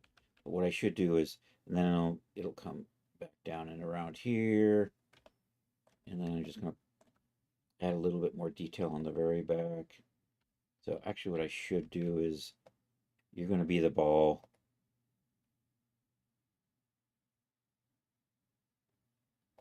I'm going to do that. All right, let's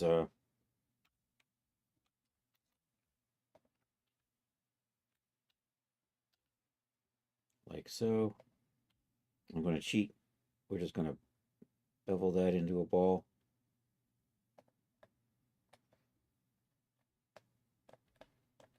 I want it a little sharper though. Let's make that a little larger.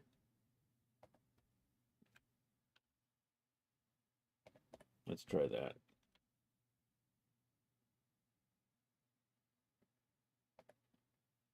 I think I do want a little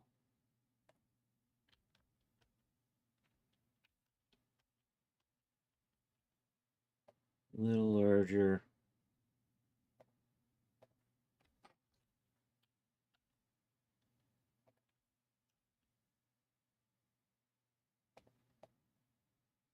I think I'm going to go with that.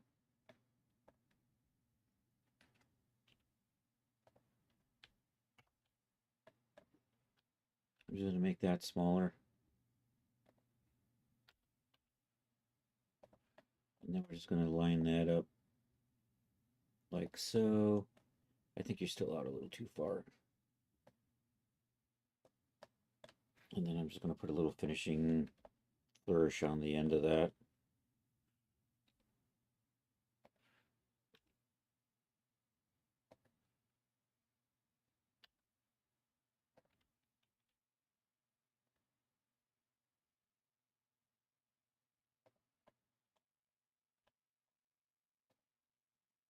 And I'm just gonna put tries on the back of that just to finish it off. And then when I subdivide it, it's gonna smooth the shit out of stuff. Actually, let's put a little in here. And you're not gonna see.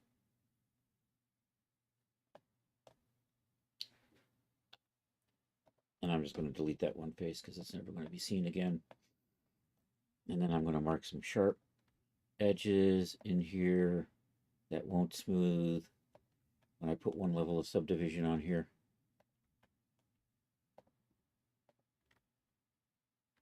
Actually, do I want that to...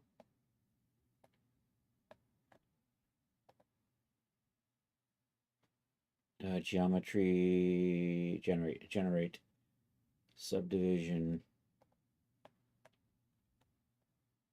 That looks kind of nice. We'll put a little shade smooth on. Did that not? Are you all creased or something goofy? Shade auto. No.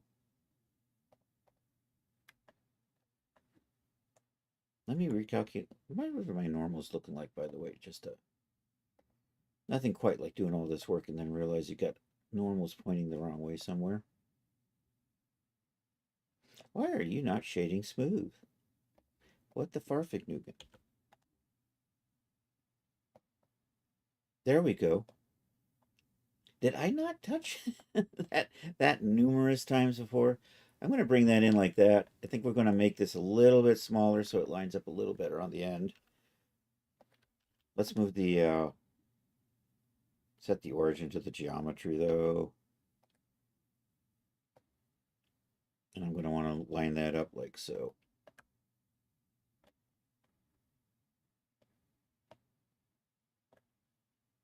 Okay, I'm thinking how I want to do this. I have an idea. Well, the easy part's going to be the loopy thing. So maybe I'll do the loopy thing. I'm just going to take a box and extrude it out to build that shape, basically. So let's start with a cube.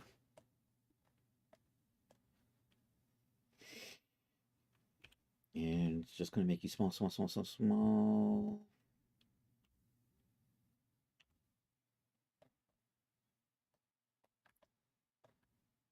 You're just going to, and I'm just going to keep. So that's going to kind of be the overall width.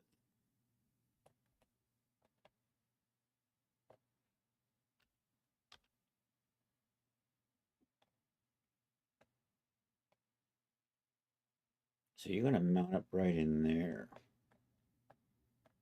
Is that too... I think that's going to work. So I want to do this with a... This might be easier to do with a curve.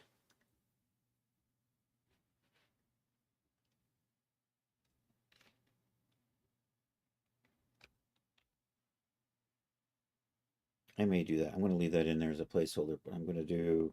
Let's try... I'm just going to start with a single vert.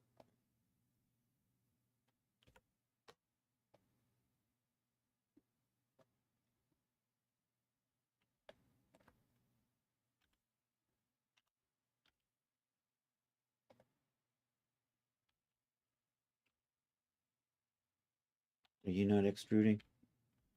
I'm not in edit mode. That's my problem.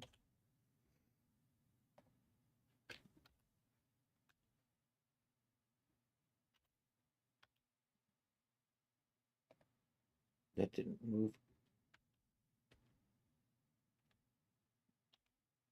There we go.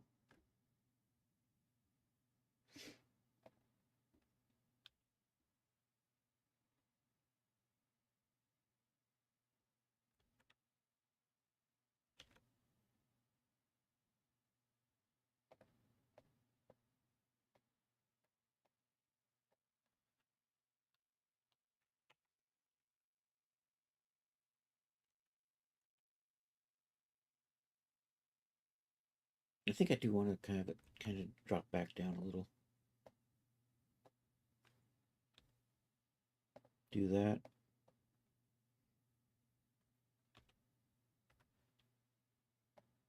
And then we'll just bring this.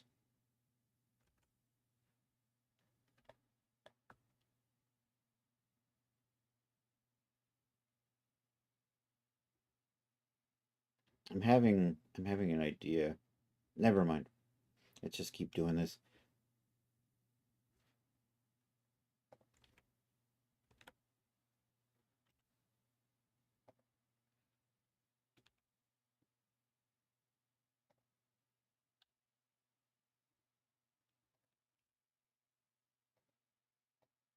I think I want a little more room in there.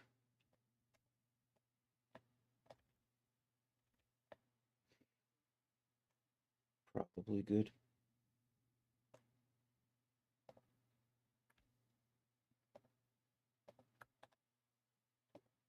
I'm adding some extra points.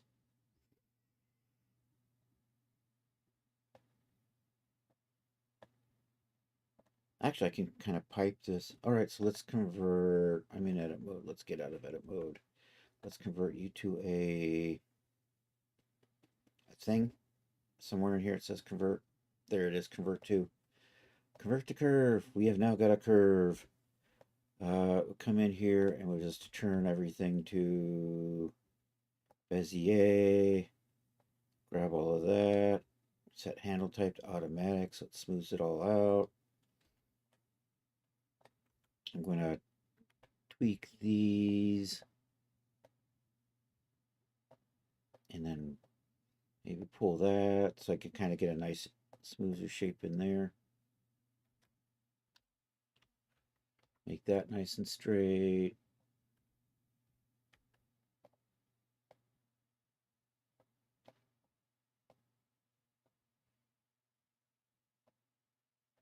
And here, let's come over here to the curve feature and we'll, as a geometry, I'm going to say around 0.003. So we're going to do this. Can I say resolution? Is there an option for how round that is, though?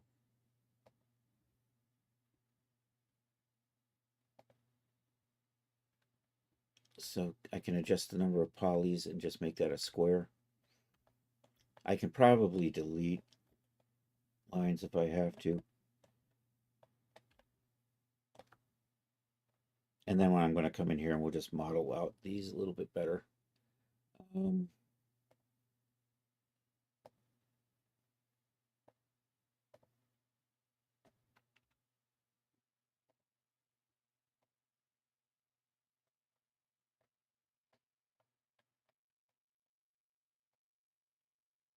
I even these?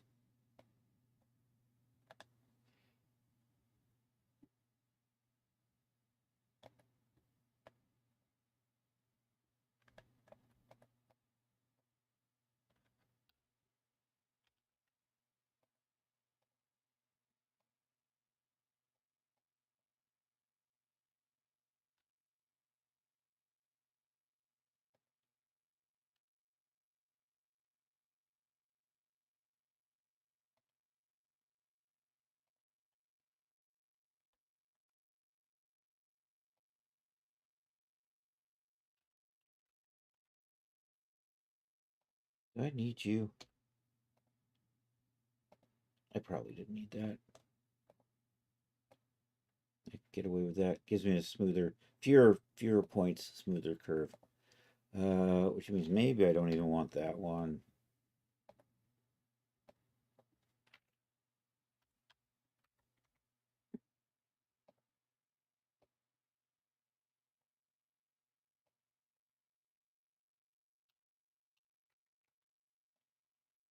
See, that's looking nicer. Maybe pull you two back just a little bit.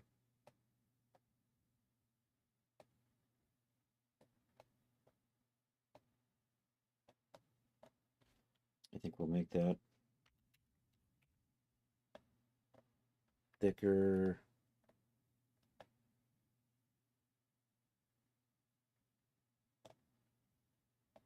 All right, I'm going to make a copy of this because I think I'm going to try to... Actually, let's try a little clicker, maybe even.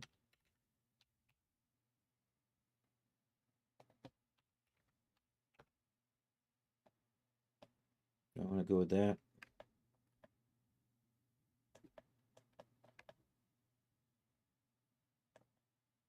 Yeah, I'm going to lower the resolution on that down to that, though.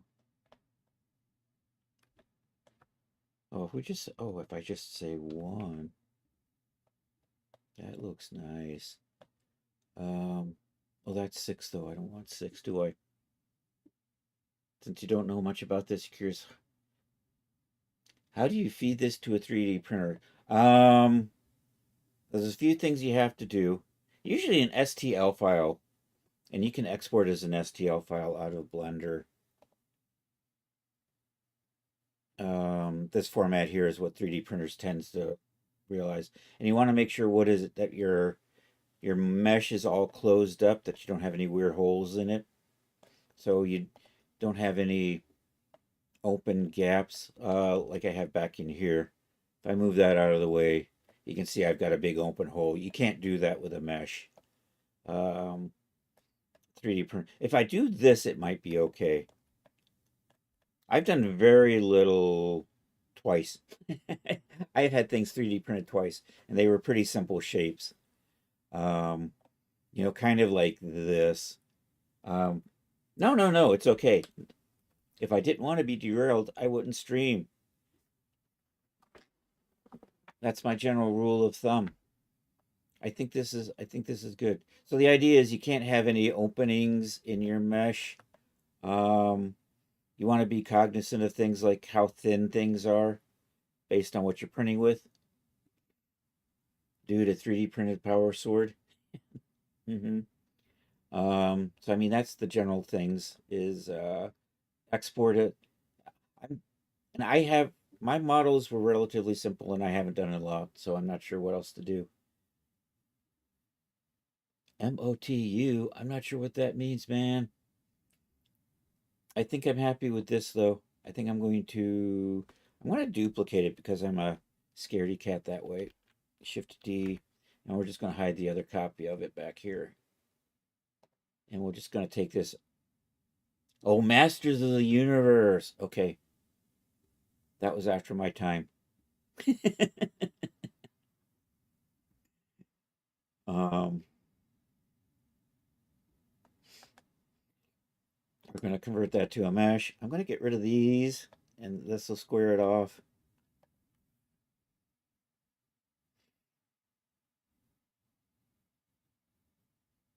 So we're just going to dissolve those edges. I'm going to tab out. I'm going to just scale it up. Actually, let's tab back in. Select all. Scale on the X. Just make it a little bit thicker. Oh no, those stayed. I'm going to get rid of these. See, there's an open end now. I have to fix that. I've got plans for that though.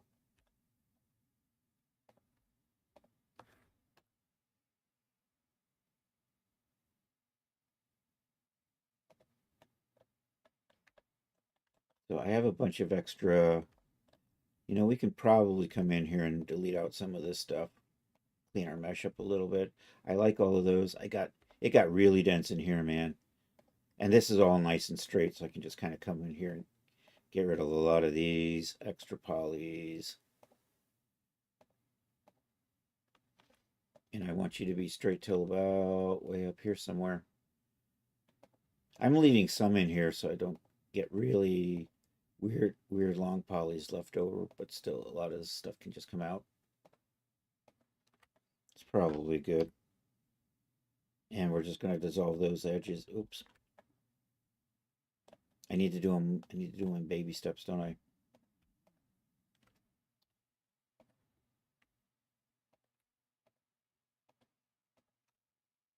So if we get rid of every other one to start with, I can delete them all in one fell swoop. I think there's a way to ring select or loop select those, but I don't remember what it is off the top of my head. Stupid Blender tricks. All right, we're getting there. I'm going to delete a few more.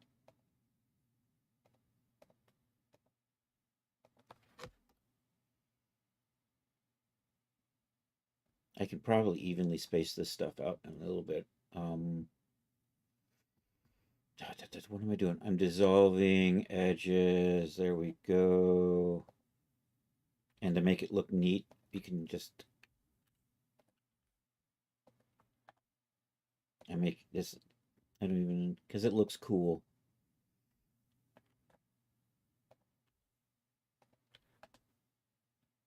So I can brag to all my modeling buddies how nice my model looks. I have one modeling buddy. I did the wrong thing on that. There we go. Actually, I have two. Plavi does modeling. 3. Liverick. I haven't seen Liverick around recently, but Liverick also has been learning Blender. That did not. Did I select too much stuff? I selected too much stuff. That's my problem. G-Stretch is handy. I can just space those out evenly. See, now it looks pretty. I got way too many in there. I don't need that many to make a nice round shape. So you know what? We're just going to pop up here and delete every other one.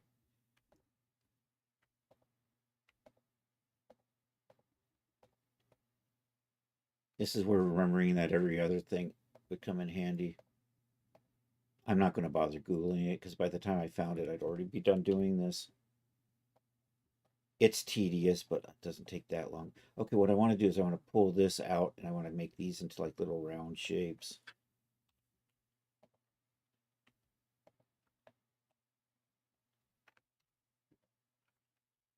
So I'm just going to extrude that out and then pull the bottom down, and then we'll bevel those edges and clean up.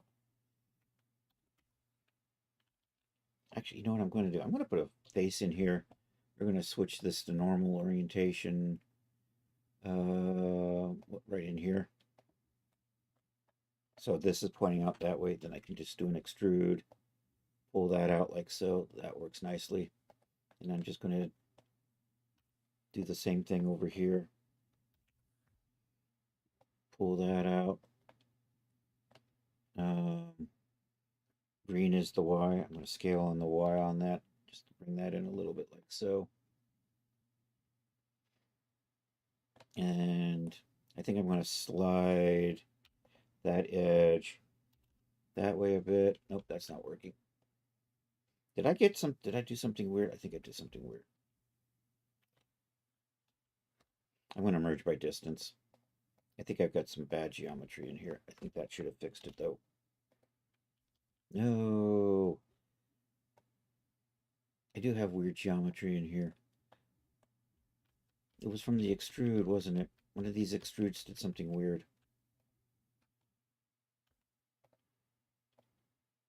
Right in there.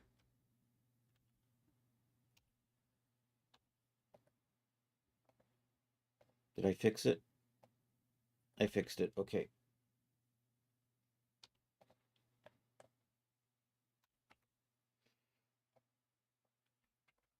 I think that's going to be fine. I'm going to get out of the, we'll just go back to global now, because I'm just going to slide that kind of in there. I'm going to slide you over here. Just slide you in like that.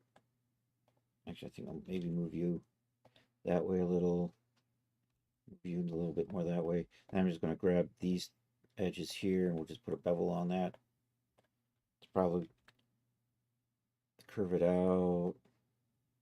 I want to slide this back.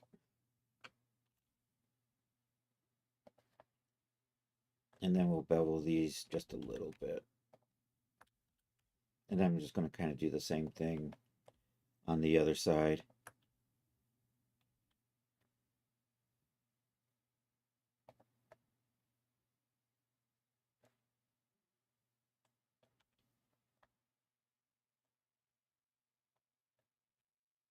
I'm going to move these just a higher.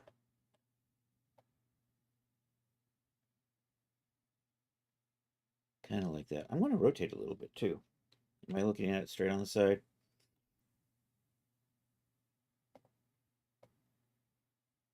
I think that'll be good. Smooth that out a little. That's fun. Okay, now I'm going to clean this up because I've got some weird end guns in here now. I'm just going to grid fill that.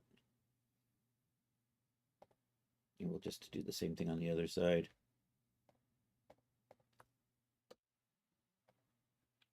And can I just, yay.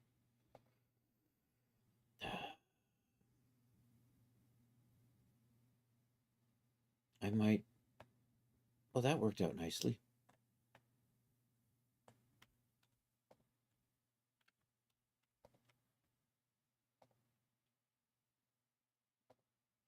Yeah, all right. And what do I want to put down? Am I just going to put the same? Yeah, I'm just going to kind of do the same twirly thing down here.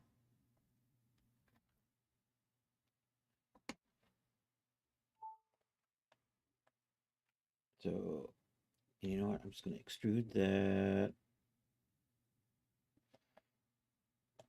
I'm just going to fill it. I'm going to slide that down a little bit further.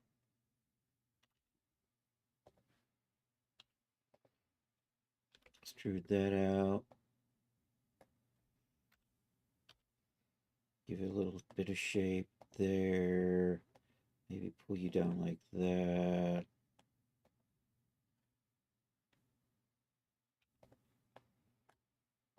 Position you somewhere in about there. All right, let's see how this works.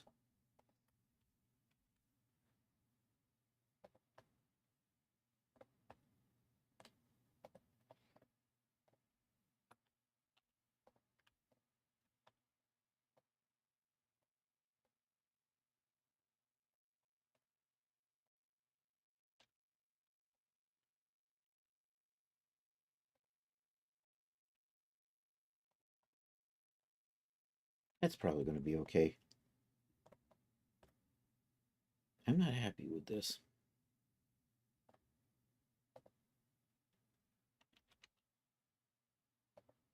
I'm a little happier with that.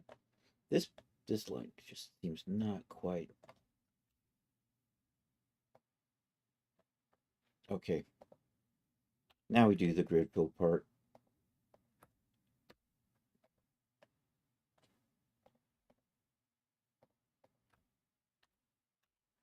Oops. Did I not?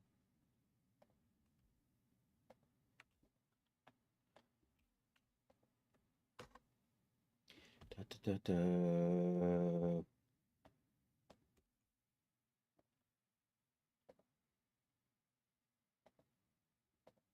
No, I want face grid fill. That's right. There we go.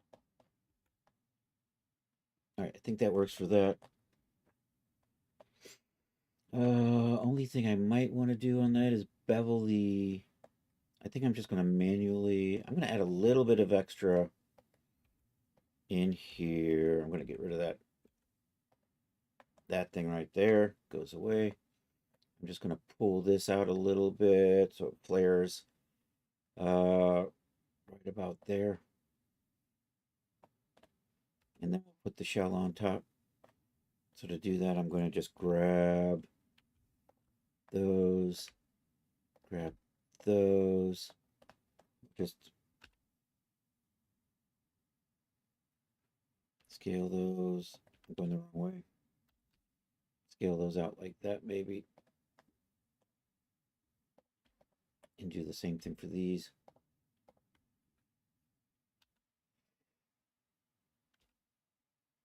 Just to get around that, like so.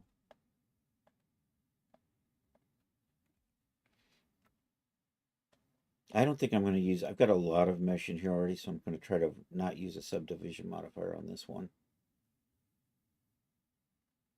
So I'm just going to manually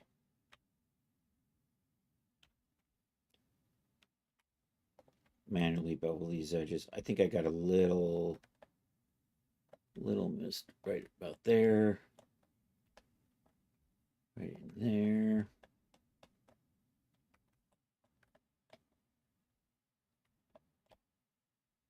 There. There. This is just going to be a slight bevel. If I do it too bad, this is going to be really janky looking geometry down in here. But we just want to just put a little break on it.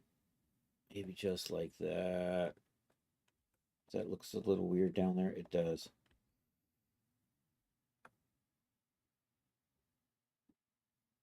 You know what? I'm gonna undo that.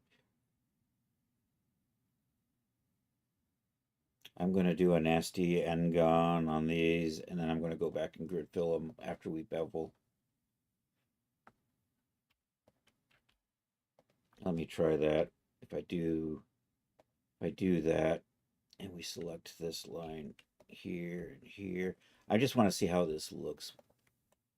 Oh, actually, select that, fill it in, grab these edges through here, and if I put a bevel on it, it does that. And then what I'll do is I'll delete these and refill them. That'll do the trick.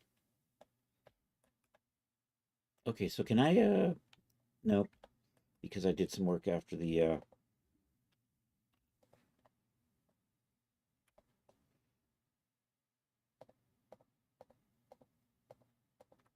delete those. Can I get these both at the same time with the F command? It does. Yeah, that did work. Okay, excellent. Come over here. Clean this up.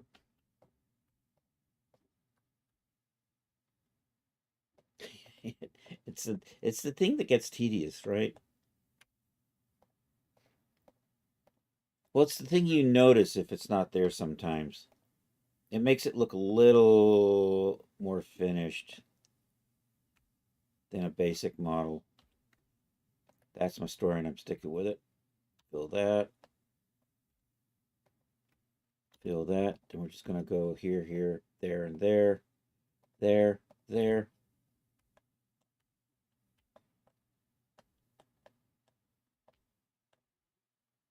There, and there. And then we can put our bevel on.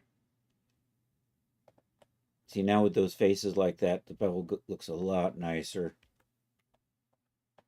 Also, I'm going to add some beveling in here, here, here, and here, just to smooth those curves out a little bit. There's a lot of diminishing returns. That's right. You get to the point where you're putting in too much detail and nobody cares. Especially if you charge for it. That's the... I spent that much time on it. I have to recoup that. Okay, I got to fix these. Daz won't really mind those, but I don't know. Somebody may... It's not a good idea to leave it like that, though. Maybe I can just triangulate these. How does that work? If I just do face and triangulate, and then we just do, and then quads, kind of clean that up a little bit. So I think I'm just going to do that instead of rebuilding these out as grid fills again.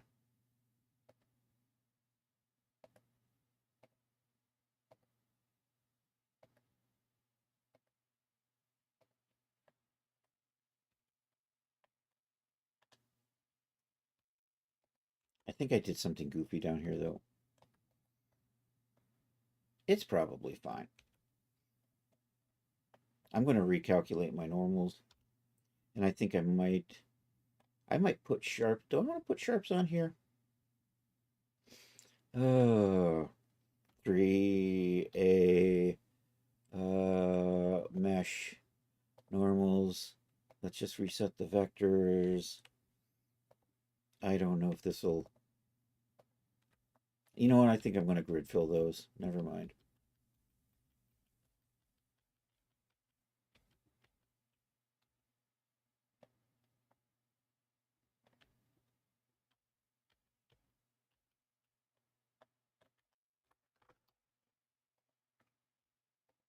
It doesn't take that much work now that I'm in the groove.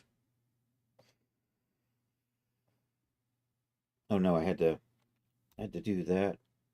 No, I wanted to do that, and then is it just not grid filling both at once? Oh, that's my problem. I got too much stuff selected. It's going, nah, bro. We ain't playing that. Yo, Leo, how are you doing? If I mark you as a sharp,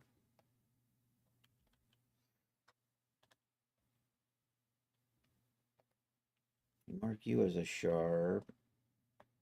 No, I'm not going to do that. Never mind. I think that's going to be good enough. I think that works with that. All right, let's get the front part done, which I'm not quite sure how I want to do.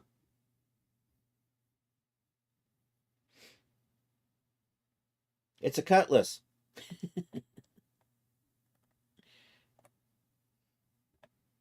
I may have to adjust some dimensions later on, but for right now, this is what we're going with.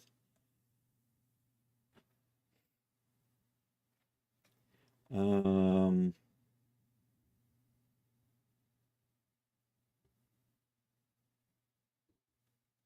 all right, I'm going to start with a sphere and go from there. I'll do a UV sphere. Go tab in. We'll scale it down. I'm going to delete it, everything but part of it, and then I'm going to flatten that out. And I'm going to try to figure out a way to take part of this and merge it to another part. I'm in edit mode. Let's select the parts I don't want and get rid of those.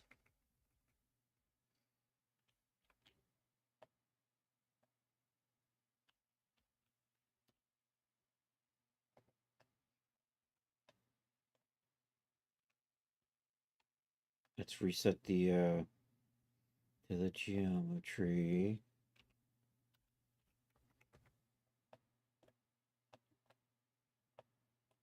So I kind of want this over in here. And we're going to kind of rotate it. Kind of like so. And then I'm going to kind of chop it in half, or chop.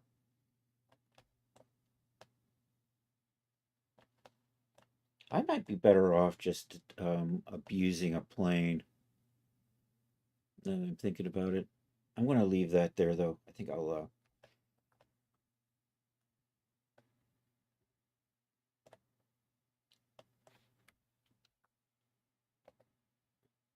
I'm going to start with a cube and cut it in half and stuff.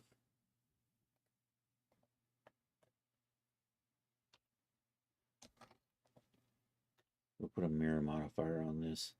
I'm going to let's get rid of let's work on the other side. And I'm going to get rid of this, and just start with these. And kind of rough out. Happy Pi Day. I heard that. I used Pi today. An actual use case. Oops. Am I in edit mode? I'm not.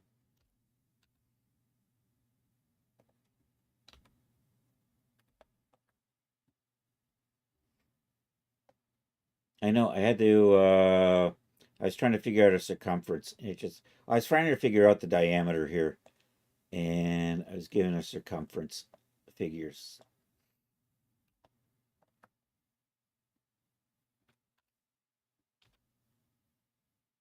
So I'm going to have this little part come through here.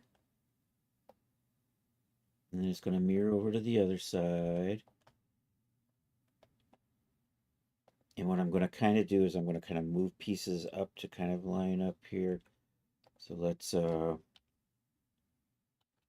I in it? I'm not in edit mode again. Why? Here, let's try this. So that's going to be like over here.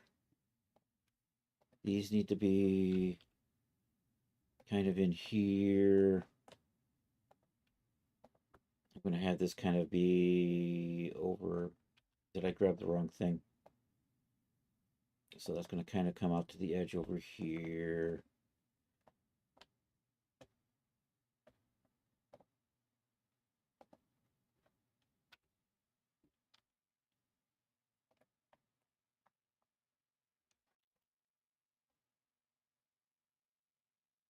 Yeah, I kind of want you there.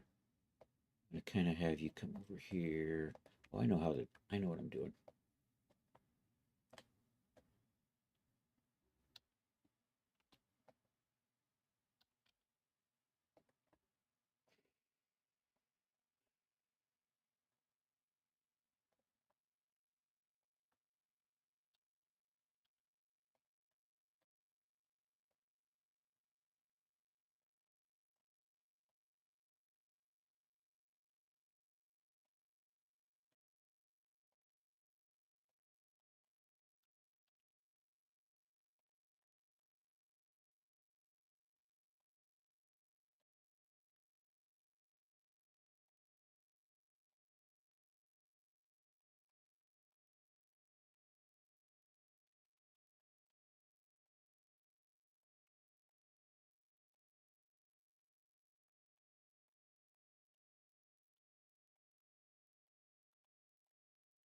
We're going to get this thickness eventually.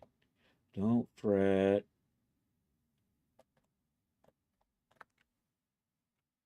Okay, I need a cut in here.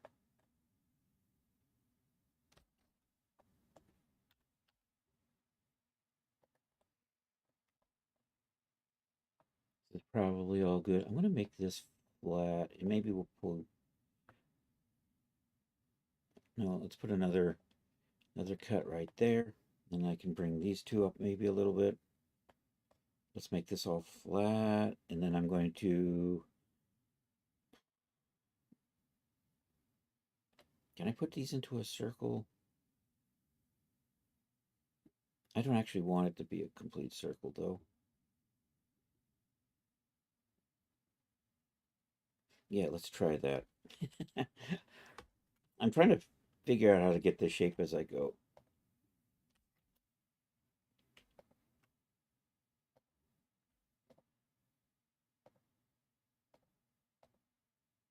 And I can't see what I'm doing. I want those two. I probably should drop a center line in here. Let's use the loop tools to flatten it. And let's use the loop tools to put it into a circle. And now I got to rotate it a little bit. So let's adjust to normal. Because then I have, what is the blue is the Z. So R and Z. I can just kind of do that. I kind of like that, except we're going to move these out past that way. I clicked on the wrong one.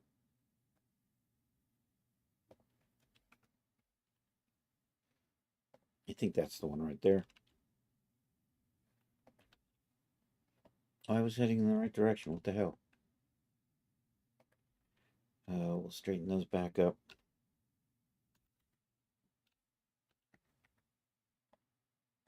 Oh, I did the wrong. I'm still in normal orientation. Never mind. Let's get back to global.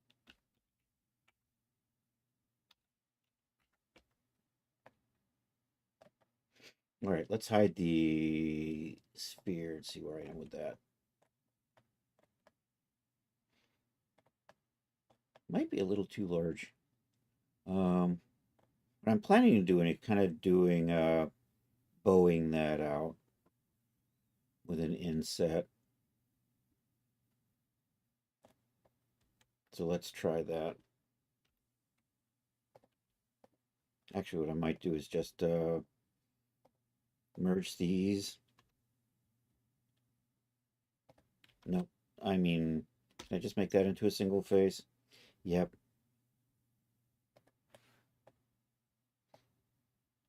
It's for a good cause. So I'm allowed to do that.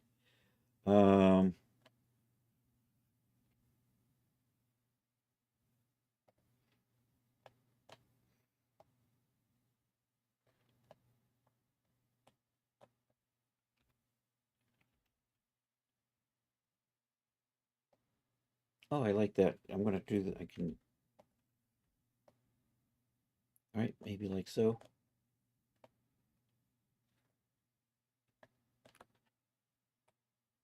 These, can I flatten you guys up?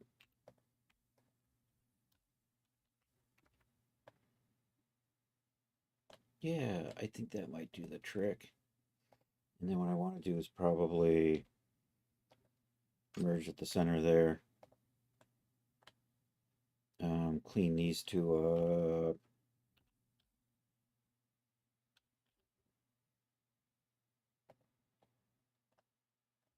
Let's pull that one point out. Let's kind of get the dome done. I'm in the wrong.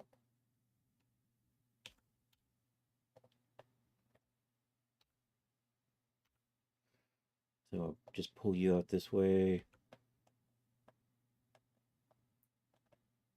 I think I've made it too large though.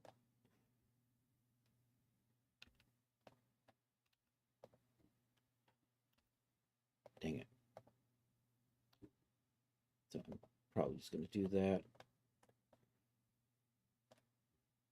And we're going to put a subdivision modifier on here to just smooth it out. Let me get out of X-ray. Out of X-ray. Let's try that again. Over here. It's over here. I got 14 minutes before 4, and I call it a day. Generate subdivision. I think I'm pretty close to where I want to be with this. And I can probably use some proportional editing to finish it off. So I'm going to subdivide that. I'm going to step in here. I'm going to crease that. Nope, I'm in the wrong.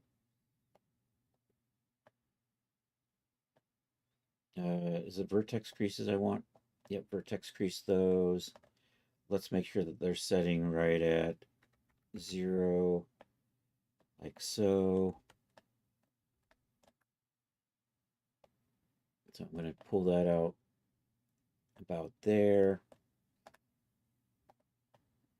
It's going to look something like that.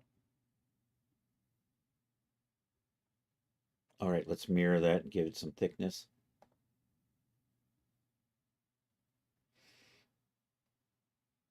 This is going to look kind of like... I'm getting there. I think this kind of... I think I would do it. Back to... I think I'm in the ballpark, actually. It's like this, but I'm not scalloping it. So it's more like this one. I might, although I think I want to just pull these back. So I think we'll grab these two here, activate the proportional editing, and then I'll just kind of drag that into place, right? And we'll make sure we're not pulling that very end back, and maybe pull you around like so.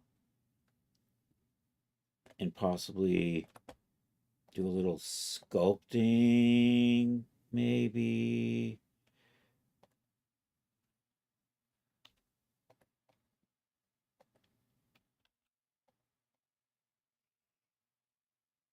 And where's the...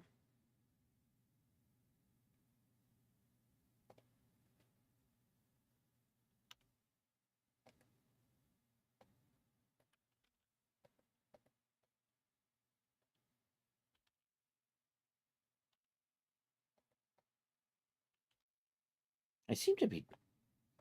Every time I touch this... There we go. Now it's got boobies.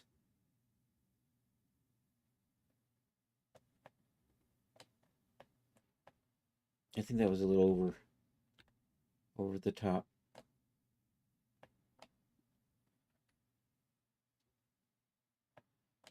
I don't know. I might be done, but I'm not sure. Hey, that's right. Everybody likes nice curves.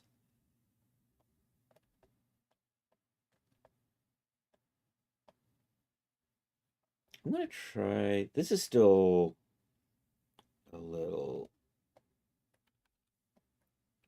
Why is it every time I touch it, it does goofy shit?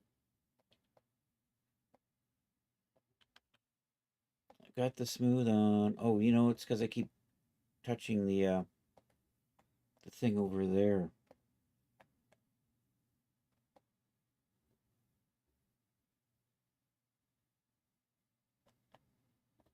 I think that went too far. Let's try. I think I like that.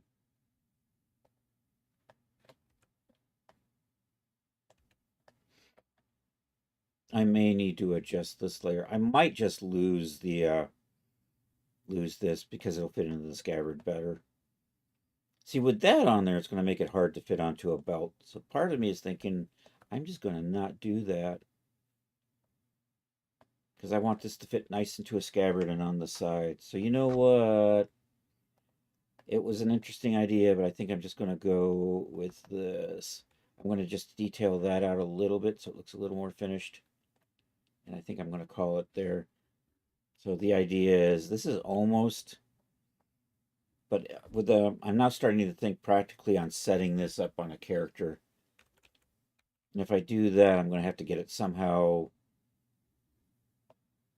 set in there. In the real world, it would probably only have it on one side, mostly covering your back. But I wanted to make this ambidextrous, and I think that's working against me. All right, so plan B. I'm going to go ahead and add a little detail to this just in case, so you can kind of have a feel. So this is almost what I was thinking with this, although in retrospect, I'm thinking I'm going to lose the cage. But I was going to add a couple more modifiers. We can subdivide that a little bit more, and we also can drop a solidify on there to give it some thickness. And that would be about where I would stop with that. I just want to add a little more detail right there so it looks a little more finished off. What am I looking for? Generate, solidify. And that's too thick. You know, we'll just make that a millimeter, and that looks nice. But like I said, let's call you handguard, or let's call you shell. Find you later if I need you. All right, let's save this before I lose it. All this time and I haven't even saved. Save as. Sword. I didn't even get to the scabbard. I'll probably do that tomorrow. Maybe not tomorrow. I got client work tomorrow. Cutlass.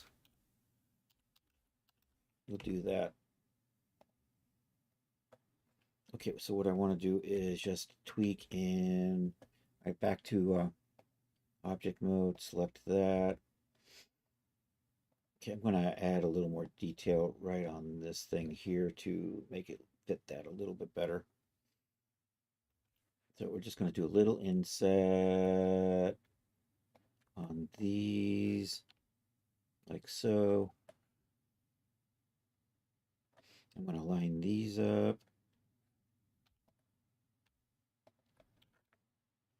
I don't know, is that the X? Oh, I got proportional editing on. Let's turn that off.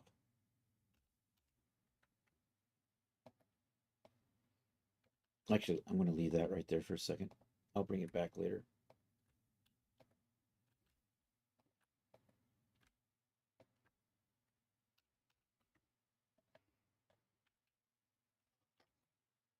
Damn it.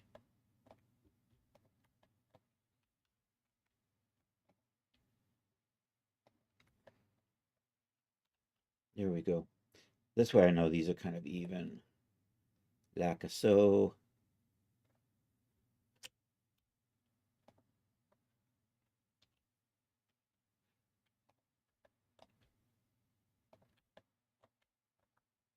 Extrude.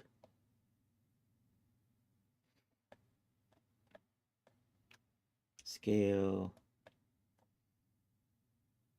Scale some more, but you know what? That's probably going to be good. Let me put a add some beveling right in here to give it a little bit better look.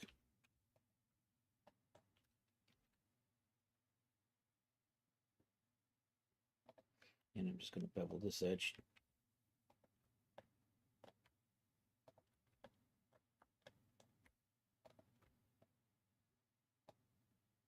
Pull it up a little bit and then bevel it.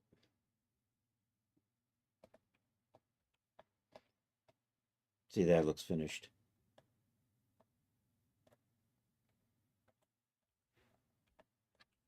I think I'm about, this may mean me being made it need to be a little smaller or something, because I don't actually have it against a hand.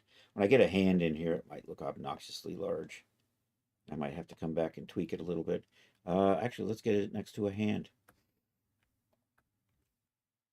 And let me see if I can find a sword pose. You know what? I'm just going to use the generic grab for right now.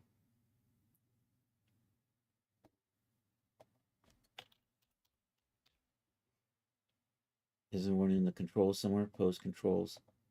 You know what? Let's get rid of that. It should be a pose control on the hands, right? Left hand.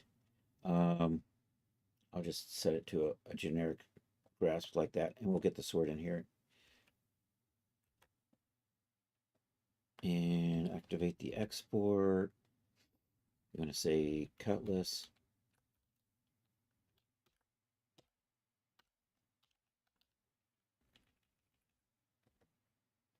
I haven't given it materials yet. We'll do that later.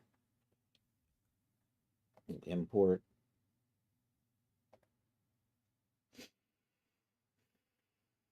Did it show up in here? Or did it go somewhere else?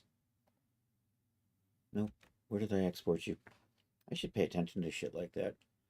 You're in the substance folder. I didn't want you in the substance folder. I want you over here in the whip. Am I exporting? Yes.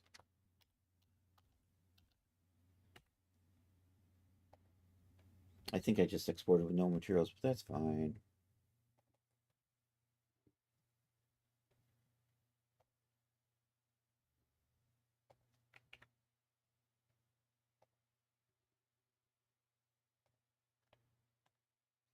All right.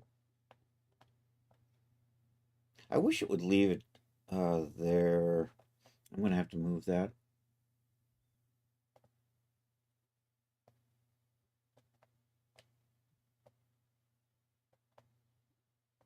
Okay. Let's rotate on the z-axis. I think 45. Nope. Oh, that was a z-translate doi. So that's what we want. That aligns with the arm.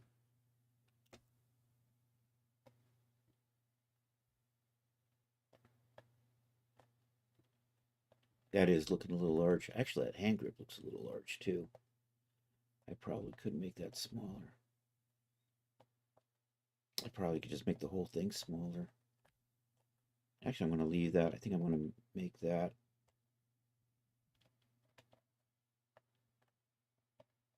I think I will. The thickness of that handle is fine.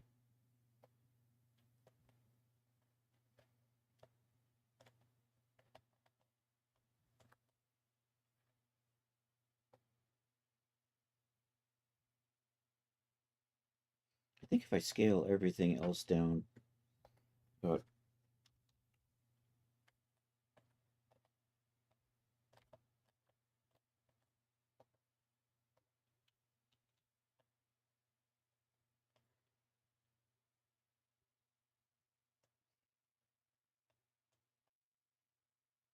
okay, so a little bit of tweak. We're almost out of time. I'm going to pop in, scale this and this down 75% and make the handle a little shorter.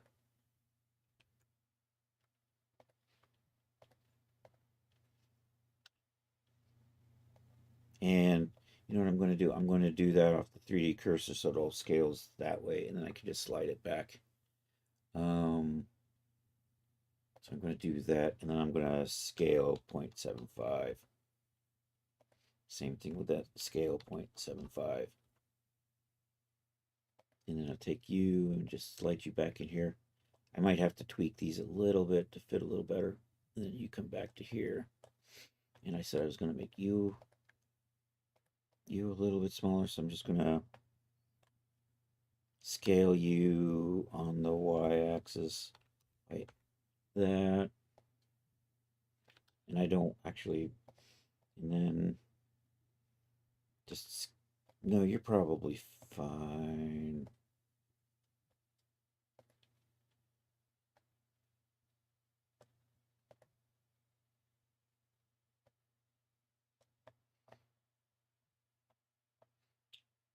I need to pull the sides out just a little bit to cover that.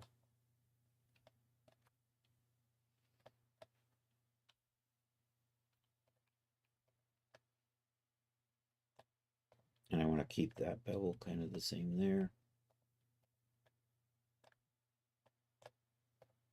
I'll tweak these a little later.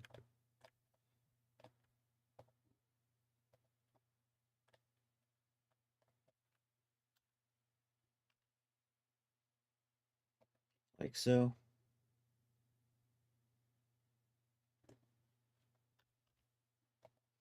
And then I'm going to move these two.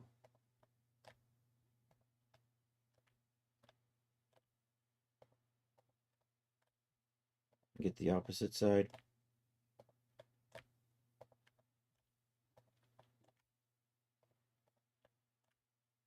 Scale that on the X. Bring it back around so it looks a little round again. I think that's good. Let's see how this is. All right, export that. We'll pop back in here. I'm going to copy Control C on that. We'll just hide it for a second. I don't want to get rid of it just now. We'll import in the other one. 402. We're going to look for somebody right here in a couple minutes. Activate, import. Boing. Get that cutlass back in here. Tweak that center. I'm probably going to make that blade longer. That might be too small now. So the same thing we did before. Get this back into the center.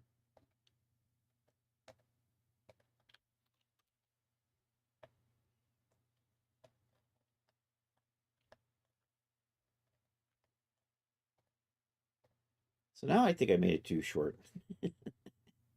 Anywho, I'm going to tweak the scaling of that.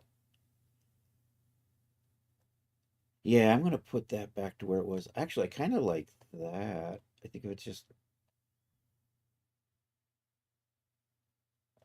Yeah, I think I'm just going to slide it back. Maybe we'll just take it down to 90%, and that'll probably be good.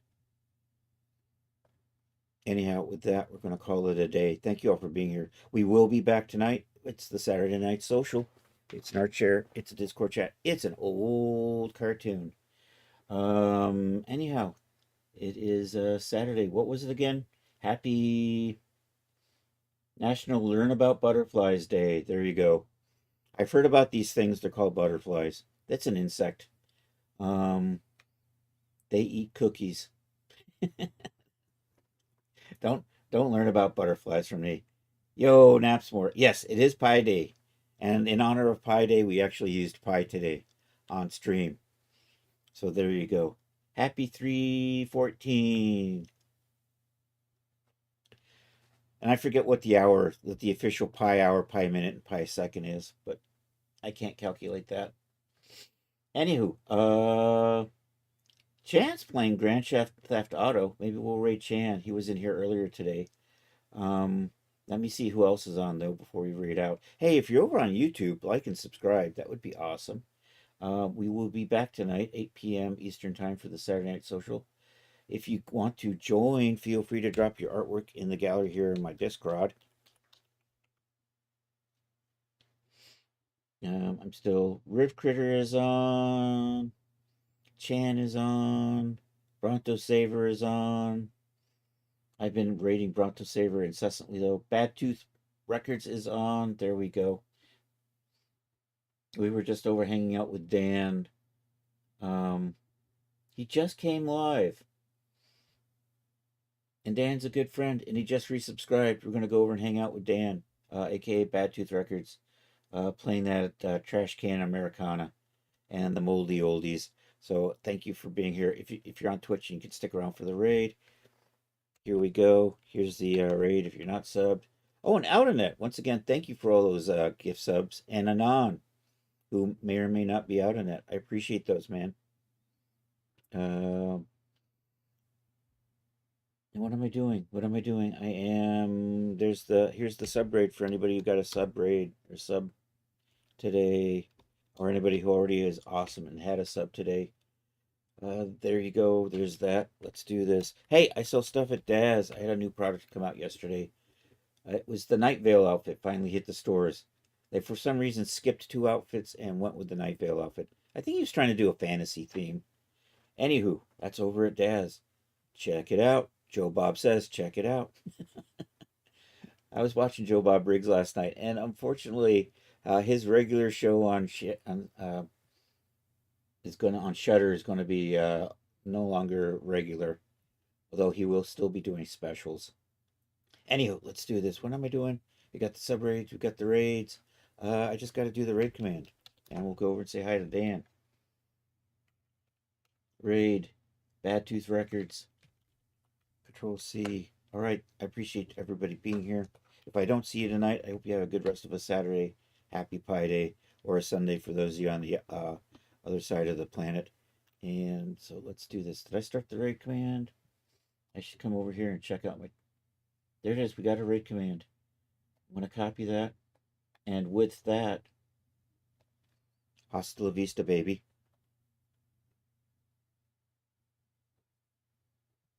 I can't find my OBS. There it is.